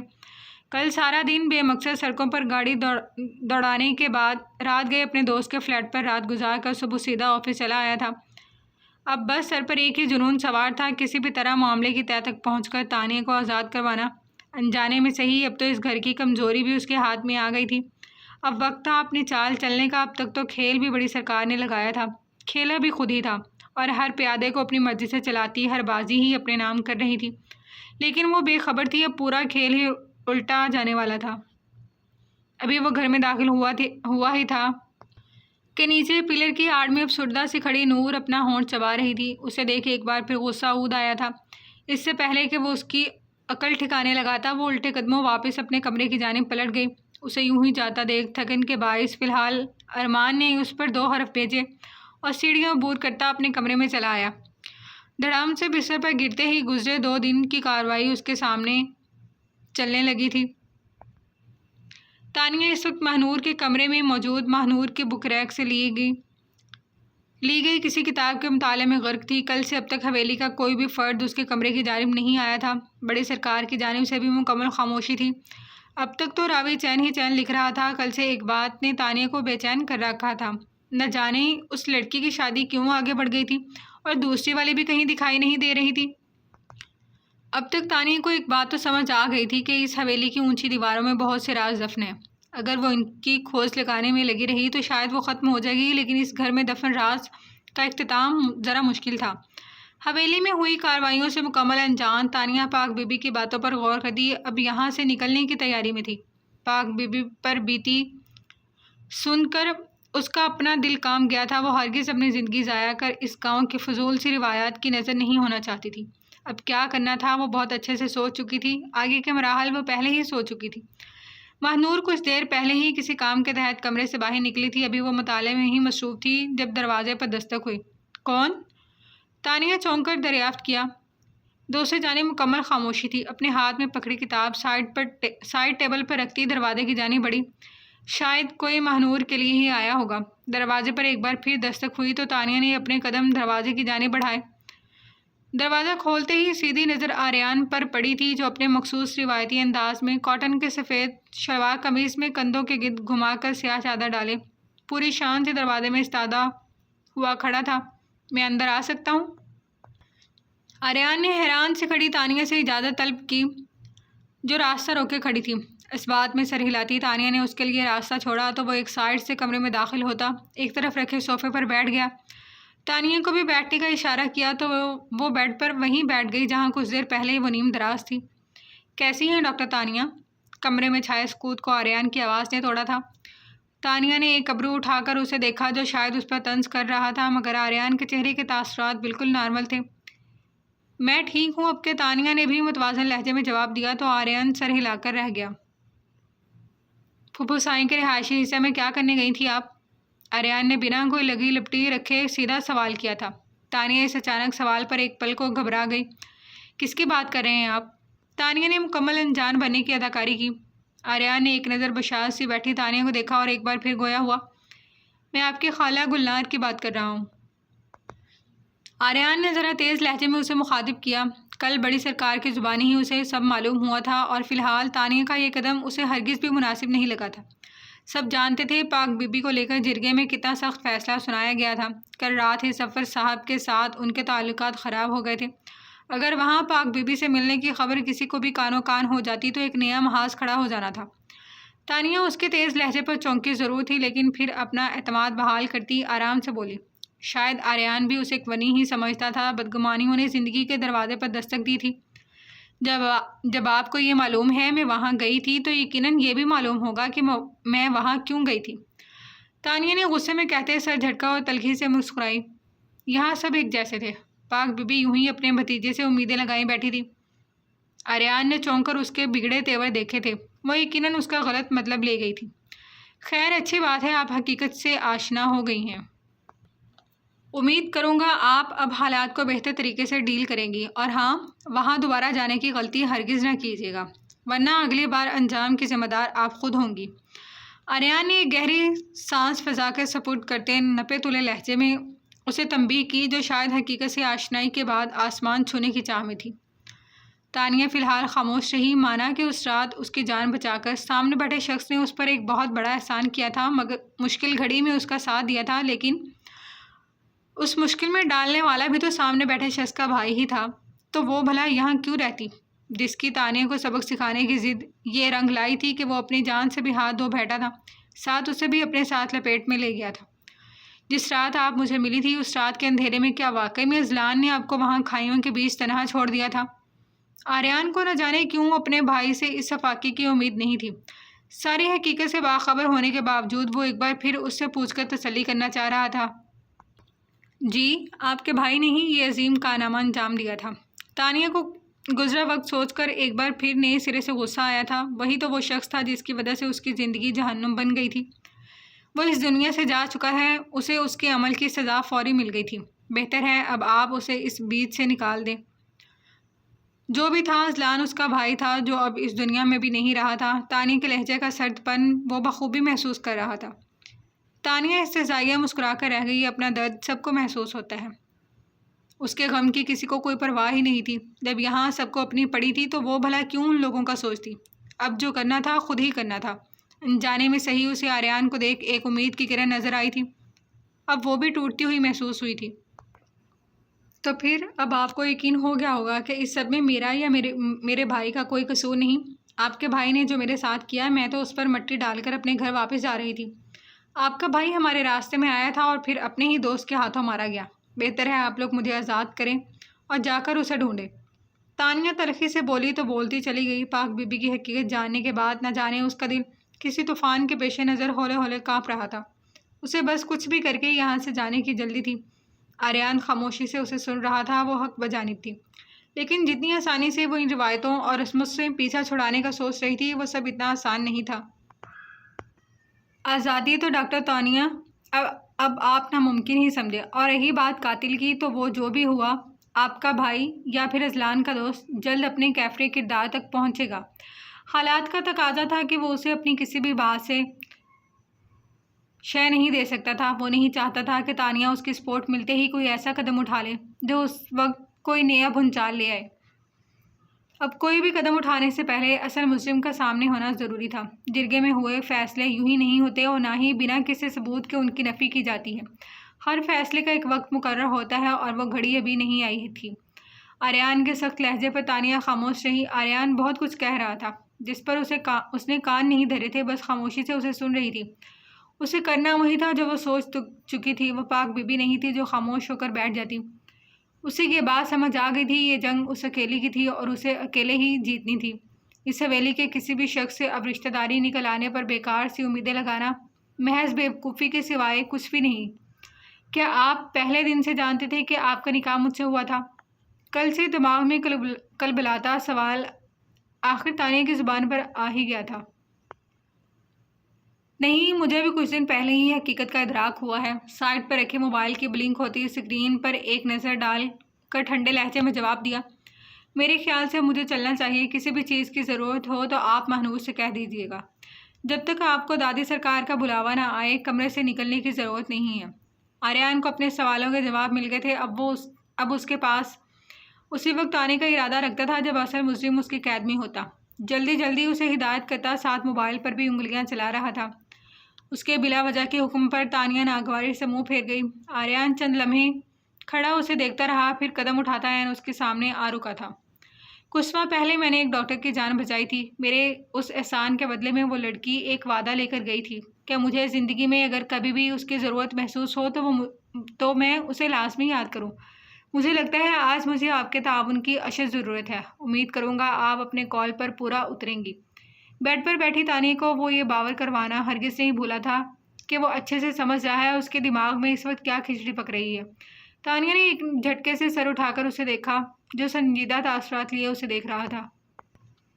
امید تو کوئی اور بھی آپ سے پچھلے 20 سال سے لگائے بیٹھا ہے، مگر افسوس شاید آپ اس وجود کو بھول ہی گئے ہیں۔ آریان پلٹ کر دروازے کی جانب بڑھا۔ جب تانیہ کی طنزیہ آواز اس کے کانوں میں پڑی تو نہ چاہتے ہوئے بھی اسے اپنے قدم روکنے پڑے۔ کہاں نہ ہر چیز کے لیے وقت مقرر ہوتا ہے، اور وہ گھڑی ابھی نہیں آئی ہے، انتہائی سرد لہجے میں بولتا آریان پیچھے اسے ہونک بنا چھوڑ کر کمرے سے باہر نکل گیا۔ تانیہ حیران سے اس کی پشت تکتی رہ گئی، جو کبھی سرد تو کبھی انتہائی نرم لہجے میں بات کر رہا تھا۔ نہ جانے وہ اسے کون سے وقت کی آگاہی دے رہا تھا جس پر فی الحال تانیہ کا کان دھرنے کا کوئی خاص ارادہ نہیں تھا۔ مصمم ارادہ کرتی تانیہ ایک بار پھر اپنا کتاب کے مطالعے میں غرق ہو چکی تھی۔ آریان تانیہ کو آخری وارننگ دیتا کمرے سے باہر آیا تو مسلسل بلنک کرتی اسکرین پر ایک بار پھر روشن ہوئی، جس پر یوسف کی کال آ رہی تھی۔ ایک بھی منٹ ضائع کیے بنا آریان نے فوری کال اٹھائی۔ ہیلو۔ آریان کی ہیلو پر دوسری جانب ایسا کچھ کہا گیا جسے سن کر اس کے تاثرات نرم سے یکدم سخت ہوئے تھے۔ تم فکر نہیں کرو، میں بس ابھی حویلی سے شہر کے لیے نکل رہا ہوں، شام تک پہنچ جاؤں گا۔ سامنے سے آتی ماہنور پر ایک نظر ڈال کر آریان نے مختصر لفظوں میں بات ختم کی، جب تک ماہ بھی اس کے نزدیک آ چکی تھی۔ کیا ہوا بھائی، خیریت؟ سب ٹھیک ہے؟ آریان کے سنجیدہ تاثرات دیکھ ماہ نے پریشانی سے پوچھا۔ ہاں سب خیریت ہے، تم فکر نہیں کرو۔ موبائل پر مصروف آریان کے لہجے میں پریشانی کا عنصر صاف محسوس کیا جا سکتا تھا۔ اچھا سنو، تانیہ کا خیال رکھنا، دھیان رکھنا وہ کمرے سے باہر نہ نکلے جب تک میں واپس نہ آ جاؤں۔ تانیہ تمہاری ذمہ داری ہے، بہت خیال رکھنا، اور ہاں ابھی اس بات کی خبر بڑی سرکار کے علاوہ کسی کو بھی نہیں۔ کوشش کرنا ابھی یہ بات اماں سرکار کو نہ پتہ لگے۔ عزت میں جلدی جلدی اسے ہدایت دیتا آریان بنا اس کی سنے تیزی سے وہاں سے نکلتا چلا گیا، جبکہ پیچھے کھڑی ماں پریشانی سے اپنا ہونٹ چبا کر رہ گئی، جو کچھ دیر پہلے ہی عائشہ بیگم کو تانیہ کی موجودگی کے بابت اطلاع دے کر آئی تھی، جس پر وہ اچھا خاصا بھرم بھی ہوئی تھی۔ ماہ کو اب الگ ہی پریشانی کھا رہی تھی۔ کچھ ہی لمحوں میں عائشہ بیگم نے یہاں آن وارد ہونا تھا۔ ارمان؟ فاریہ بیگم نے ارمان کے کمرے میں داخل ہوتے پکارا۔ یس موم۔ ارمان، جو اب تک آفس کے حلیے میں بیڈ پر نیم دراز سا بیٹھا تھا، ان کی پکار پر فوراً اٹھ کر بیٹھا۔ آفس سے واپس کب آئے؟ مجھ سے ملے بھی نہیں؟ فاریہ بیگم نے وہیں اس کے قریب بیٹھ کر استفسار کیا۔ بس موم، ابھی واپس آیا ہوں، آپ بتائیں دن کیسا گزرا؟ ارمان ہلکے پھلکے لہجے میں بولتا اٹھ کر ڈریسنگ روم کی جانب بڑھا۔ اچھا گزرا، یہ سب چھوڑو، تم یہ بتاؤ اب آگے کا کیا سوچا ہے؟ فاریہ بیگم فوری مدعے پر آئی تھیں۔ کس بارے میں؟ اس نے لاپرواہی سے پوچھا۔ تم اچھی طرح جانتے ہو میں کس بارے میں بات کر رہی ہوں۔ فاریہ بیگم نے خشمگین نظروں سے گھورا۔ پلیز موم، ابھی میں اس بارے میں کوئی بات نہیں کرنا چاہتا، فی الحال آپ اس چیپٹر کو بند کر دیں۔ ارمان کے لہجے میں بیزاری صاف عیاں تھی۔ چڑچڑے پن سے بولتا اپنا ڈریس لے کر باتھ روم میں بند ہو گیا۔ بہت اچھے، اتنا بڑا محاذ کھول کر نواب زادے کہہ رہے ہیں چیپٹر کلوز کر دیں۔ ان کے گھر کی کھیتی ہے نا، جب جو چاہا منہ اٹھا کر دیا۔ اس کے جاتے ہی سر جھٹک کر کھڑی ہوتی فاریہ بیگم منہ ہی منہ میں بڑبڑاتی بیڈ شیٹ درست کر رہی تھی، جو بے ترتیب سی ہو گئی تھی۔ اپنے گیلے بالوں میں ہاتھ پھیرتا ارمان باہر آیا تو اب تک اپنی ماں کی کمرے میں موجودگی دیکھ چونک کر رہ گیا۔ مطلب وہ ایسے نہیں جانے والی تھی۔ اس لڑکی کا کیا کرنا ہے اب؟ کچھ سوچا بھی ہے یا بس یوں ہی منہ اٹھا کر لے آئے ہو؟ فاریہ نے کڑے تیوروں سے گھورتے آڑے ہاتھوں لیا۔ پلیز موم، مجھے فی الحال آپ اکیلا چھوڑ دیں، میں ابھی کسی بھی بارے میں کچھ نہیں سوچنا چاہتا۔ ارمان ان کی نور کی ایک ہی گردان پر جھنجھلا کر بولا۔ صحیح ہے، جو مرضی چاہے کرو، میں تو کچھ نہیں بول رہی، رات میں دینا اپنے باپ کو خود ہی جواب۔ وہ بھی غصے میں تنبیہ کرتی کمرے سے نکل گئیں، جبکہ ارمان نے غصے کی شدت میں ڈریسنگ پر ہاتھ مار کر ساری چیزیں نیچے پھینک دی۔ غصے میں کمرے سے باہر نکلتے ارمان کا رخ نور کے کمرے کی جانب تھا۔ نورالعین، گیسٹ روم میں داخل ہوتے ہی ارمان غصے سے دھاڑا تھا۔ نورالعین، کیا ہوا؟ بیڈ پر بیٹھی نور اتنی تیز آواز پر سہم کر رہ گئی تھی۔ مسئلہ کیا ہے تمہارے ساتھ؟ اس کے قریب ہی رکتا ارمان دبی دبی آواز میں غرایا۔ ہوا کیا ہے؟ اس کا غصہ اس کی سوچ سے بالا تر تھا۔ یہ بھی میں بتاؤں کیا ہوا ہے؟ تم سے میں نے کیا کہا تھا موم ڈیڈ کے سامنے میری کہے کی حامی بھرنا؟ تو کیوں آئی تھی منہ اٹھا کر وہاں؟ بہت مشکل سے اپنی آواز دھیمی کر کے ہر لفظ چبا چبا کر ضبط سے کہا۔ غصے سے سرخ ہوتی آنکھوں سے وہ ڈری سہمی سی نور کو ہی گھور رہا تھا۔ تو میں نے کب کچھ کہا تھا؟ وہ تو تم خود۔ نور اس کے لہجے کی سختی پر سہم کر آہستہ سے اپنی صفائی دینے لگی۔ ہاں، بہت معصوم ہونا تم، سب کیا دھرا ہی تمہارا اور تمہاری دادی سرکار کا ہے۔ بیڈ پر سمٹ کر بیٹھی نور پر شدت گریہ سے لبریز ایک نظر ڈال کر وہ تنزیہ بھرے لہجے میں پھنکارا۔ نور ابھی بھی اس کا غصہ سمجھنے کی کوشش میں فک چہرہ لیے بیٹھی تھی۔ اس کے غصے کی شدت کے سامنے اس کی تو زبان تک ہلنے سے انکاری ہوئی تھی۔ میری ایک بات کان کھول کر سن لو، تم یہاں صرف اپنی دادی سرکار کے بدولت موجود ہو، آئی سمجھ؟ ایک بار میں تانیہ کو اس قید خانے سے آزاد کروا لوں، پھر تمہارا بھی بندوبست کرتا ہوں۔ جب تک اس کمرے میں ہی محدود رہو، باہر نکل کر اپنے باپ کی حویلی سمجھ کر ادھر ادھر گھومنے کی کوئی ضرورت نہیں ہے، سمجھی؟ کمرے میں ادھر سے ادھر مارچ کرتے، بالوں میں ہاتھ پھیر کر اپنا غصہ ضبط کر ہر لفظ پر زور دیتا، اسے شام کا حوالہ دیتا حواس باختہ کر گیا۔ ارمان کا دل چاہا کہیں غائب کر ڈالے اس گلے پڑے ڈھول کو، جس کی وجہ سے اس کے باپ نے زندگی میں پہلی بار اس پر ہاتھ اٹھایا تھا۔ بیڈ پر سکڑ کر بیٹھی نور خوف زدہ نظروں سے اس کا غصے سے سرخ پڑتا چہرہ تک رہی تھی جو اسے کچا چبانے کے در پر تھا۔ وہاں تو تم خود آئے تھے، اس میں میری کیا غلطی؟ نور آہستہ سے منمنائی تھی، ورنہ اس کا غصہ دیکھ تو آواز کہیں حلق میں ہی دب کر رہ گئی تھی۔ میری بہن کی بھی کوئی غلطی نہیں، پر وہ پھر بھی تمہارے اس پاپی بھائی کے کرموں کی سزا بھگت رہی ہے۔ اب تم بھی بھگتو اپنی بڑی سرکار کے عظیم فیصلے۔ اس کا چہرہ دیکھ اس کا غصہ کم ہونے کی بجائے مزید بڑھ رہا تھا۔ غصے میں وہ عریان کی نور کا خیال رکھنے کی بابت دی ہوئی بہت سی ہدایات بھی فراموش کر چکا تھا۔ نور اسے خاموش نظروں سے غصہ کرتی دیکھ کر رہ گئی تھی۔ وہ اسے پہلی ملاقات میں ہی ذرا غصے والا لگا تھا، لیکن بے حس ہرگز نہیں۔ ایک بار پھر اداسی اور مایوسی نے اسے اپنے گھیرے میں لیا تھا، کچھ دور کہیں کچھ ماہ پہلے کہ ماہنور کے لفظوں کی بازگشت ذہن کے پردوں پر لہرائی تھی۔ دعا کرنا نور تم کبھی اس دکھ کو نہ محسوس کرو، بنی میں آئی لڑکی کا دکھ نہیں سمجھ سکتی تم۔ ماں کے الفاظ ذہن کے پردوں پر لہرائے تو جھرجھری لے کر رہ گئی۔ وہ کوئی ونی نہیں تھی اور نہ ہی اس کے ساتھ یہاں کسی بھی قسم کا برا سلوک ہو رہا تھا، لیکن پھر بھی آپ کی زندگی کا فیصلہ بنا آپ کی مرضی ہو جائے، یہ دکھ کم تھا؟ نور کو آج تانیہ کی تکلیف دل سے محسوس ہوئی تھی۔ حویلی میں تانیہ کے ساتھ ہوتی زیادتیاں کسی سے ڈھکی چھپی نہیں تھی۔ سامنے کھڑا ارمان بھی غلط نہیں تھا، وہ تو اپنی جگہ بالکل درست تھا۔ جب وہ ارمان کی جگہ تھی تو اس کی رائے بھی تانیہ کے بارے میں کچھ مختلف نہیں تھی۔ بنا اس کی مرضی کے اسے بھی تو ان فیصلوں کی بھینٹ چڑھا دیا تھا، اور آج وہ خود اس کی جگہ تھی۔ واقعی وقت بدلنے میں بس ذرا سی دیر لگتی ہے۔ نور اپنی سوچوں میں گم قسمت کی کایا پلٹ پر تلخی سے مسکرائی تھی۔ اس کے سر پر کھڑا ارمان بہت غور سے اس کے چہرے کے اتار چڑھاؤ دیکھ رہا تھا، جو اس کی موجودگی بالکل فراموش کیے قسمت کی ستم ظریفی پر ماتم کنا تھی۔ او ہیلو، فوت ہو گئی ہو کیا بیٹھے بیٹھے؟ ارمان اس کے چہرے پر تکلیف دیکھ ذرا دھیمے لہجے میں اس کے آگے چٹکے بجا کر بولا، جی نہیں میں۔ نور چونک کر سیدھی ہوتی بے ربط سا جملہ بولی، ہاں تم اس کمرے سے باہر نہیں نکلنا، اور خبردار جو میرے سامنے یہ مسکینوں والی شکل بنائی ہو تو۔ ارمان ایک بار پھر غصے میں تنفر سے پھنکارا۔ نور نے جلدی سے اس بات میں سر ہلا کر حامی بھری۔ ارمان سر جھٹک کر غصے میں اس کو ایک نفرت بھری نگاہ سے نوازتا، جس طرح آیا تھا اسی طرح تنفن کرتا باہر نکل گیا۔ نور نے بے بس نظروں سے اسے جاتے دیکھا تھا، اس کی نظروں سے اوجھل ہوتے ہی تھک کر تکیے پر سر گرا لیا۔ آپ کسی دوسرے کا دکھ اس وقت تک نہیں محسوس کر سکتے جب تک آپ خود اس کی جگہ نہ کھڑے نہ ہوں۔ سالوں پہلے پڑھا جملہ آج صحیح معنوں سمجھ آیا تھا۔ ماہنور کمرے میں داخل ہوئی تو تانیہ کو ہنوز کتاب کے مطالعے میں غرق پایا۔ آہستہ سے قدم اٹھاتی اس کے نزدیک آئی۔ تانیہ نے ایک غیر ارادی نظر اٹھا کر دیکھا تو سامنے ہی نور کو کچھ پریشان سا کھڑا پایا۔ کیا ہوا تمہیں؟ خیریت؟ سب ٹھیک ہے؟ اتنی پریشان کیوں ہو؟ تانیہ اس کے چہرے پر چھائی پریشانی ایک نظر میں ہی بھام گئی تھی، جبھی تفتیشی انداز میں بولی، جی سب ٹھیک ہے، وہ مجھے آپ سے کچھ کہنا تھا۔ ماں ذرا ہچکچا کر اس کے قریب بیٹھ کر مدھم لہجے میں بولی، ہاں تو بولو نا، اتنا گھبرا کیوں رہی ہو؟ تانیہ نے مسکرا کر اسے تسلی کرانا چاہی۔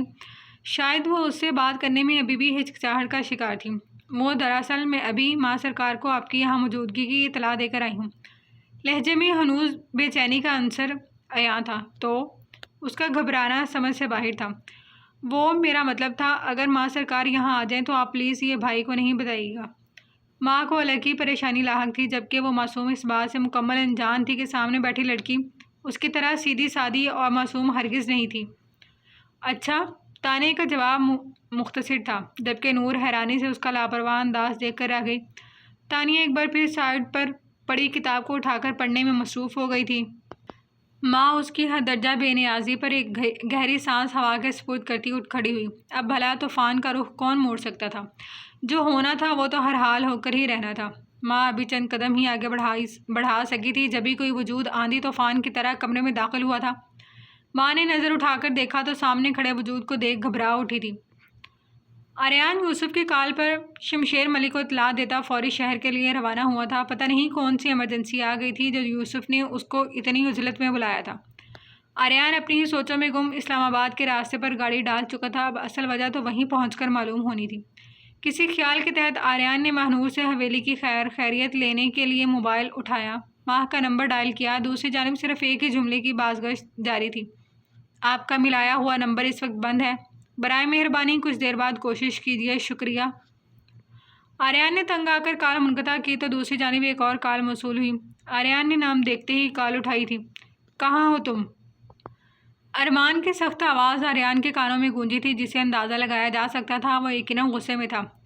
شہر کے لیے ہی نکلا ہوں، خیریت؟ سب ٹھیک ہے وہاں؟ نور ٹھیک ہے؟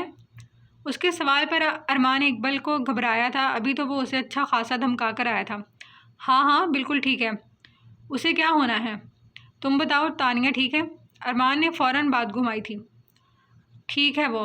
آریان کے لہجے کی گڑبڑاہٹ سے وہ سمجھ گیا تھا کہ کچھ تو ہوا ہے۔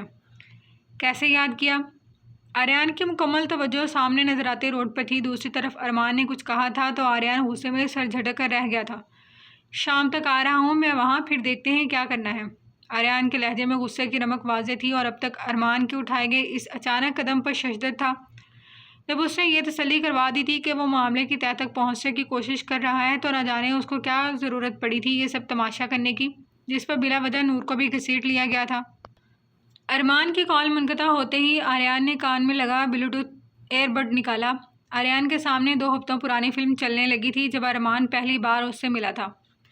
سرکار، سنا ہے دشمنوں کی خوشیوں کو ہماری بھرپور نظر لگ گئی ہے۔ مخالف پارٹی کا ایک چمچہ پارٹی سربراہ کے سامنے بے ہنگم سے کہکا لگاتا ہوا بولا تھا۔ ہم تو گئے تھے شادی کی مبارک دینے، پر لگتا ہے ہمارے وہاں پہنچنے کی اطلاع ملتے ہی ان پر بجلی گر گئی تھی، جبھی اپنے دونوں لڑکوں کو بھیج دیا ہم سے ملے۔ عاقب صاحب نے بھی بے ڈھنگا سا کہکا لگاتے ان کا ساتھ دیا۔ اس بات صحیح کی شکست کا سامنا ہوا ہے شمشیر ملک کو، بڑا زوم تھا نا اسے اپنی پارٹی اور عہدے کا، اب واپس آیا ہے اپنی اوقات پر، اسی ہلکے سے شکست کا منہ دیکھنا پڑا جو ان کا گڑھ تھا۔ عاقب صاحب کے بیٹے اور شمع نے اپنی مونچھوں کو تاؤ دیتے مزے لیتے کہا۔ وہاں موجود سبھی پارٹی نے ورکرز نے زوردار کہکے لگائے تھے۔ فکر نہ کرے بابا سرکار، اس بار بھی جیت ہماری ہوگی اور بہت جلد اسمبلی سیٹ بھی۔ سب اپنے اپنے مفاد کے دوڑ میں اپنی اپنی منصوبہ بندی کرنے میں مصروف تھے۔ اب دیکھنا یہ تھا اس کھیل میں جیت کس کی ہونی تھی۔ عائشہ بیگم جلالی انداز میں سیدھی بیڈ پر نیم دراز تانیہ کے پاس آئی تھی۔ اٹھو یہاں سے، ہمت کیسے ہوئی تمہاری میری بیٹی کے کمرے میں قدم رکھنے کی؟ عائشہ بیگم تانیہ کو کندھے سے پکڑ کر جھٹکے سے اٹھاتی غصے میں پھنکاری تھی۔ یہ کیا بدتمیزی ہے، چھوڑے میرا ہاتھ۔ تانیہ اس اچانک حملے پر سٹپٹا کر رہ گئی تھی۔ چھوڑ دوں گی، اگر اپنی خیریت چاہتی ہو تو اپنی شکل لے کر دفع ہو جاؤ یہاں سے۔ ایک خون بہا میں آئی لڑکی کو حویلی میں شان و شوکت سے براجمان دیکھ وہ غصے سے دھاڑی تھی، جبکہ ماں اپنی ماں اور تانیہ کو خوف زدہ نظروں سے دیکھ رہی تھی۔ میں کیوں جاؤں؟ آخر مسئلہ کیا ہے آپ لوگوں کے ساتھ؟ تانیہ کے صبر کا پیمانہ آخر لبریز ہو ہی گیا تھا۔ اچھا اب سمجھی میں، تمہاری اتنی زبان کیوں چل رہی ہے؟ آریان کی شاہ پر زیادہ بکواس کرنے کی ضرورت نہیں، 1 منٹ نہیں لگے گا تمہارا نام صفحہ ہستی سے مٹانے میں، سمجھی؟ عائشہ بیگم کے لہجے کی تلخی پر تانیہ تندیہ مسکرائی تھی۔ آخر یہ لوگ اسے سمجھ کیا رہے تھے؟ وہ اگر اب تک خاموش تھی تو صرف اپنی ماں کی دی ہوئی قسم کی وجہ سے۔ وہ جب کوئی قدم اٹھانے کا سوچتی تو اس کے سامنے اپنی ماں کے جڑے ہوئے ہاتھ گھوم جاتے تھے۔ سامنے کھڑی عورت کو الگ ہی خوش فہمیاں لاحق تھیں۔ بہتر ہوگا کہ آپ اپنی یہ خوش فہمی ہمیشہ کے لیے دور کر لیں کہ آپ سے یا پھر آپ کے گھر کے کسی بھی فرد سے ڈرتی ہوں، یا پھر مجھے کسی سے بھی کوئی امید ہے۔ اگر میں اب تک خاموش تھی تو صرف اپنی ماں کی وجہ سے، جو غلطی سے آپ جیسے گھٹیا لوگوں کی بہن نکل آئی ہیں۔ لیکن اب بس۔ تانیہ خود کو مضبوط کرتی لہجے میں درجہ حقارت سموئے نخوت سے بولی، کیا تمہاری اتنی ہمت کہ ہماری حویلی میں کھڑے ہو کر ہمیں ہی گھٹیا کہہ رہی ہو؟ عائشہ بیگم منہ کھولے بے یقینی سے ہکا بکا سی اس کی زبان درازی دیکھ رہی تھی۔ ماں نے بھرپور ہمت جمع کر کے آگے آنے کی کوشش کی تھی، لیکن جب تک عائشہ بیگم غصے سے تانیہ پر جھپٹ پڑی تھی۔ چھوڑے مجھے، تانیہ نے فوری مزاحمت کی تھی۔ اماں سرکار، یہ کیا کر رہی ہیں آپ؟ پلیز چھوڑیں ان کا بازو۔ ماں بکھلا کر اپنی ماں کو پیچھے ہٹانے لگی جو جنونی سی ہو رہی تھی۔ چھوڑو مجھے، آج میں اس لڑکی کو جان سے مار دوں گی۔ اس کی وجہ سے، صرف اس کی وجہ سے میرا جوان بیٹا چلا گیا۔ میں اسے مار ڈالوں گی۔ عائشہ بیگم غصے میں ماں سے اپنا ہاتھ چھڑوا کر حیران پریشان سی کھانستی ہوئی تانیہ کی جانب لپکی۔ چھوڑے مجھے، کس قسم کے جاہل لوگ ہیں آپ؟ آپ کا آوارہ بیٹا اپنی حرکتوں کی وجہ سے مرا ہے۔ اپنا بچاؤ کرتی تانیہ نے جواب دینا ضروری سمجھا تھا، جبکہ عائشہ کو نہ جانے کون سا جنون سوار ہوا تھا جس میں خود بھی ہام کر رہ گئی تھی۔ ماں اپنی ماں کو قابو سے باہر ہوتا دیکھ فوراً باہر کو بھاگی۔ راستے میں ہی ماہنور کا ٹکراؤ گنگناتے ہوئے زیغم سے ہو گیا تھا۔ اتنی حواس باختہ سے کہاں بھاگی جا رہی ہو؟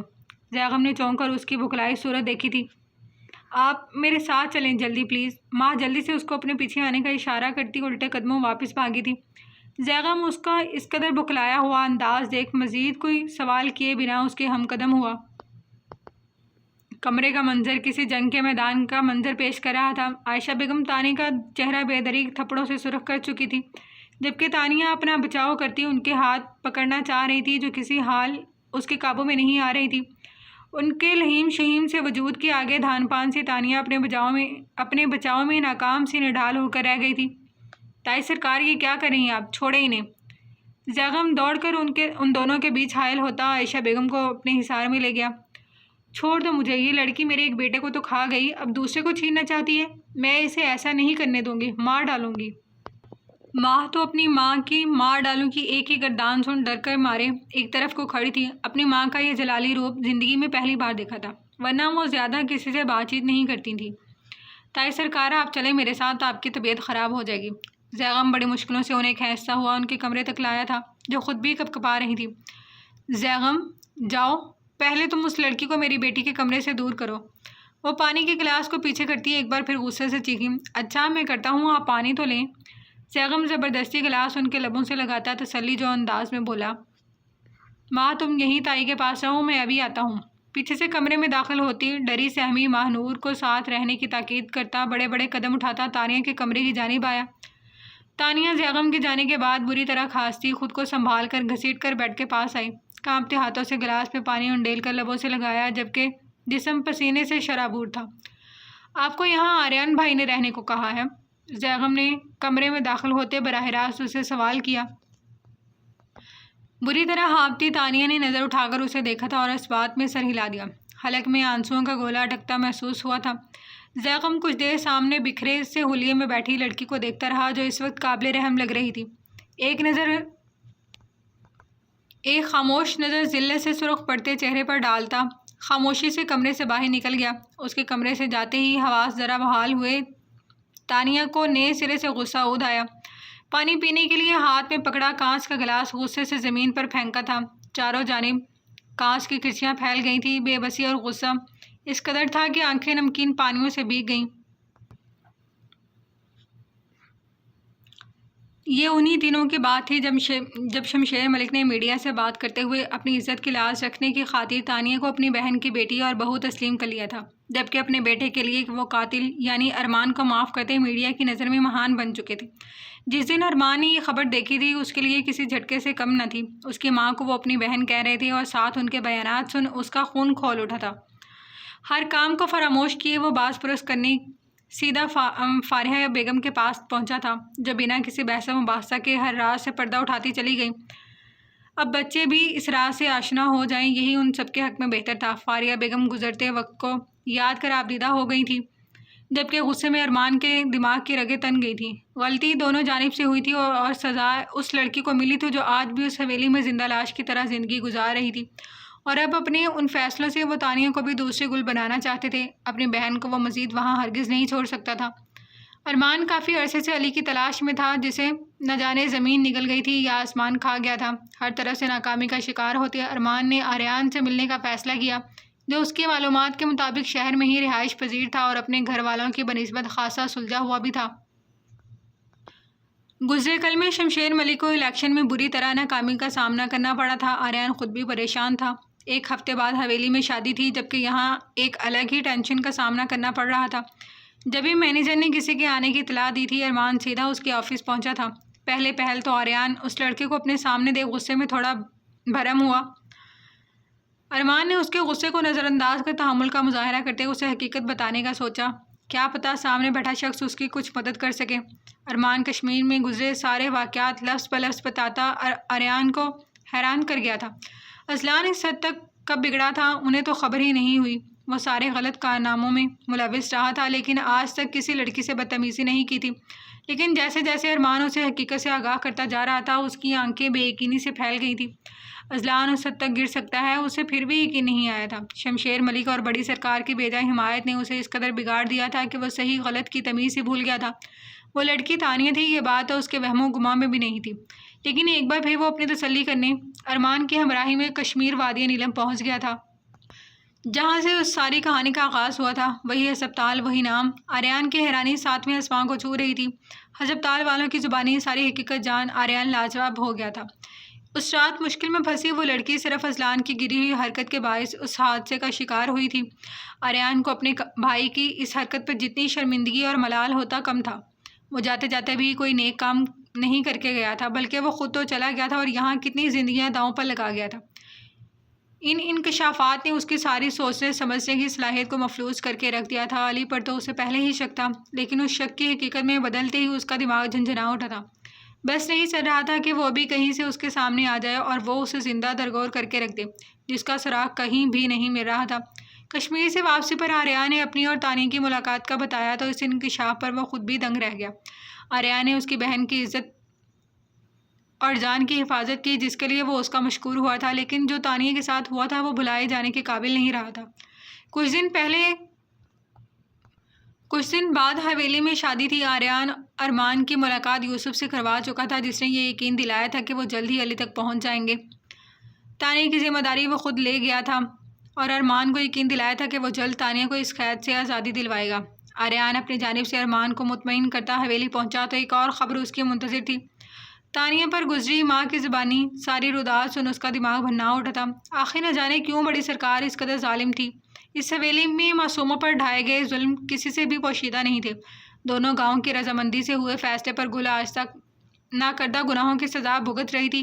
بڑی سرکار چاہ کر بھی کچھ نہیں کر پائی تھی، کیونکہ ان روایات کی بیڑی میں خود کو جکڑنے والے وہ خود ہی تو تھے۔ روایات اور رسموں کی بیڑیوں سے آزادی اتنی آسان نہیں تھی، اور اصول تو اب سب کے لیے ایک جیسا ہی ہوتا ہے۔ آریان غصے یا جذبات میں کوئی قدم نہیں اٹھانا چاہتا تھا جو تانیہ کے لیے مزید دشواریاں پیدا کرتا۔ جرگے میں ہوا فیصلہ جرگے میں ثبوت کی بنا پر ہی ختم ہو سکتا تھا۔ اگر اور کوئی بھی یا بذات خود آریان بھی اس فیصلے کی نفی کرتا تو بڑی حویلی والے اسے بھی وہی سزا سناتے جو روایات کے خلاف جانے والوں کو سنائی جاتی ہے۔ تانیہ ایک باہمت لڑکی تھی، اس کا اندازہ تو اسے اس رات ہی ہو گیا تھا، لیکن وہ اتنی خاموشی سے حویلی والوں کے رویہ برداشت کر رہی تھی، اس چیز نے اسے بہت مایوس کیا تھا۔ لیکن وہ بھول گیا تھا وہ جتنی بھی باہمت ڈاکٹر صحیح پر تھی تو ایک لڑکی ہی نہ۔ اتنے سارے لوگوں کے بیچ گھری وہ اکیلی لڑکی فی الحال حالات سے سمجھوتا نہ کرتی یا پھر خاموشی اختیار نہ کرتی تو کیا یہ لوگ اس کے بھائی کو زندہ رہنے دیتے؟ نہیں، ہرگز نہیں۔ آریان حویلی میں شادی کی چہل پہل دیکھ ماں سے اس کی رہائش کا پتہ لیتا، اس سے ملنا چاہ رہا تھا۔ وہ اس بار شہر اسے اپنے اعتماد میں لے کر جانا چاہتا تھا، لیکن وہاں عائشہ بیگم کی موجودگی اور ان کی بلیک میلنگ پر وہ فی الحال خاموش تو ہو گیا تھا، لیکن انہیں تنبیہ کرنا ہرگز نہیں بھولا تھا۔ رات کے پہر حویلی میں چور کے گھس آنے پر اٹھتے شور پر وہ بھی باہر کو بھاگا تھا۔ آخر اتنے سخت پہرے میں کوئی اندر کیسے آ سکتا تھا؟ لیکن چہرے پر سے ماسک ہٹتے ہی ارمان کا چہرہ دیکھ وہ دنگ رہ گیا، جبکہ ارمان اپنی جگہ شرمندگی سے نظریں جھکا کر رہ گیا تھا، اور اس کے بعد جو کچھ ہوا جو کسی شوق سے کم نہیں تھا۔ ارمان کی غلطی پر نور کو اس ساری صورتحال کا سامنا کرنا پڑا تھا۔ رات کے تماشے کے بعد سبھی اپنے کمروں میں موجود تھے، جبکہ بڑی سرکار الگ ہی محفل لگائے بیٹھی تھی۔ پہلے تو آریان تانیہ کی آواز پر اپنے قدم روک چکا تھا۔ وہ چاہتا تھا جہاں تک ہو وہ اپنا دفاع خود کرے، نہ کہ سہارے تلاش کرے۔ جس جنگ کا وہ حصہ بننے والی تھی وہاں ہر وقت وہ اس کے ساتھ کھڑا نہیں ہو سکتا تھا۔ ہر انسان کو اپنے حق کے لیے اپنی لڑائی خود ہی لڑنا پڑتی ہے۔ بس ایک وقت تک سفر میں آپ کے ہم سفر بنتے ہیں اور پھر اپنے اپنے راستے چل پڑتے ہیں۔ منزل تک جانے کے لیے آپ کو اکیلے ہی بنا سہاروں کے ہی سفر کرنا پڑتا ہے۔ وہ نہیں جانا چاہتا تھا۔ تانیہ کو اپنے لیے اسٹینڈ لیتا دیکھ وہ اپنے قدموں کا رخ واپسی کے لیے موڑ چکا تھا، لیکن زمانے کی پیش قدمی اسے حیران کر گئی تھی، جو یقیناً بڑی سرکار کی دین تھی۔ جبھی تو اس کی اتنی ضرورت ہوئی تھی کہ وہ تانیہ سے منہ چلا رہی تھی۔ تانیہ اسے دیکھے اتنی شوق میں تھی جتنا کہ وہ تھا۔ ارمان سے ملاقات کے بعد وہ تو بکلائی سی اس وقت جا چکی تھی، جبکہ بڑی سرکار غصے سے آریان کو جھڑک رہی تھی، جس پر دونوں دادی پوتے کے بیچ اچھی خاصی تکرار بھی ہو گئی تھی، جس پر وہ فی الحال تانیہ کو ماہنور کے کمرے میں رہنے کے لیے قائل کر چکا تھا۔ لیکن تانیہ گل سے ملی تھی، اسے کتنی حقیقت معلوم ہو گئی تھی، وہ اس حویلی کے بارے میں کیا کچھ جان گئی تھی، یہ تو اس سے ملاقات کے بعد ہی معلوم پڑنا تھا۔ اسے سب میں ارمان کا پیغام موصول ہوا تھا، جو شاید پہنچ چکا تھا۔ ارمان کا ایک آدمی حویلی کے گارڈز کے درمیان 2 دن گزار گیا تھا۔ جتنی خاموشی سے وہ آیا تھا صبح اتنی ہی خاموشی سے واپس جا چکا تھا۔ زمانے کی عقل ٹھکانے لگانے کے بعد وہ پہلے ہی غصے میں تھا۔ میسج پڑھ کر اس کا غصے کا گراف مزید بڑھ گیا تھا۔ 2 دن میں ہوئی کارروائیاں اور گارڈز کی لاپرواہی پر وہ ان کی اچھی خاصی مرمت کر چکا تھا۔ اب آئندہ سارے ملازمین یقیناً اپنی ذمہ داریاں ایمانداری سے سر انجام دینے والے تھے۔ ماں اور بیگم کی شادی آگے بڑھ جانے کے بعد وہ سارا دن مصروف رہا تھا۔ دوسرے روز تانیہ سے ملاقات کی غرض سے ماں کے کمرے میں پہنچا تو تانیہ بی بی نہ جانے کیا کچھ سوچ کر بیٹھی تھی، جسے سمجھانے کا وقت فی الحال اس کے پاس نہیں تھا۔ اب وہ صرف سب سے پہلے ارمان سے سوال کرنا چاہتا تھا کہ آخر ایسی کون سی مصیبت آ گئی تھی جو اس کے علم میں لائے بغیر اتنا بڑا قدم اٹھا لیا تھا، جس کے نتائج جو کچھ ہوا تھا اس سے زیادہ خطرناک بھی ہو سکتے تھے اگر بڑی سرکار ارمان کو نور سے نکاح پر مجبور نہ کرتی۔ آج اسلام آباد کا موسم خاصا ابرآلود تھا۔ موسم کے تیور دیکھ کر تو یہی لگ رہا تھا کہ کسی بھی وقت بارش ہو سکتی تھی۔ تیز ہواؤں کے باعث آریان دھیمی رفتار میں گاڑی چلا رہا تھا۔ شہر تک کا سفر طے کرتے صبح سے رات ہو چکی تھی۔ کچھ ہی دیر میں وہ اپنی منزل پر پہنچنے والا تھا، جہاں یوسف اور ارمان دونوں اس کے منتظر تھے۔ جانے ایسا کون سا ثبوت ان کے ہاتھ لگ گیا تھا جسے لے کر بیک وقت وہ خوش بھی تھے اور پریشان بھی۔ جاری ہے۔ جی تو ناظرین، کیسی لگی آپ کو آج کی قسط؟ امید ہے آپ نے اسے انجوائے کیا ہوگا۔ ملتے ہیں نئی قسط کے ساتھ۔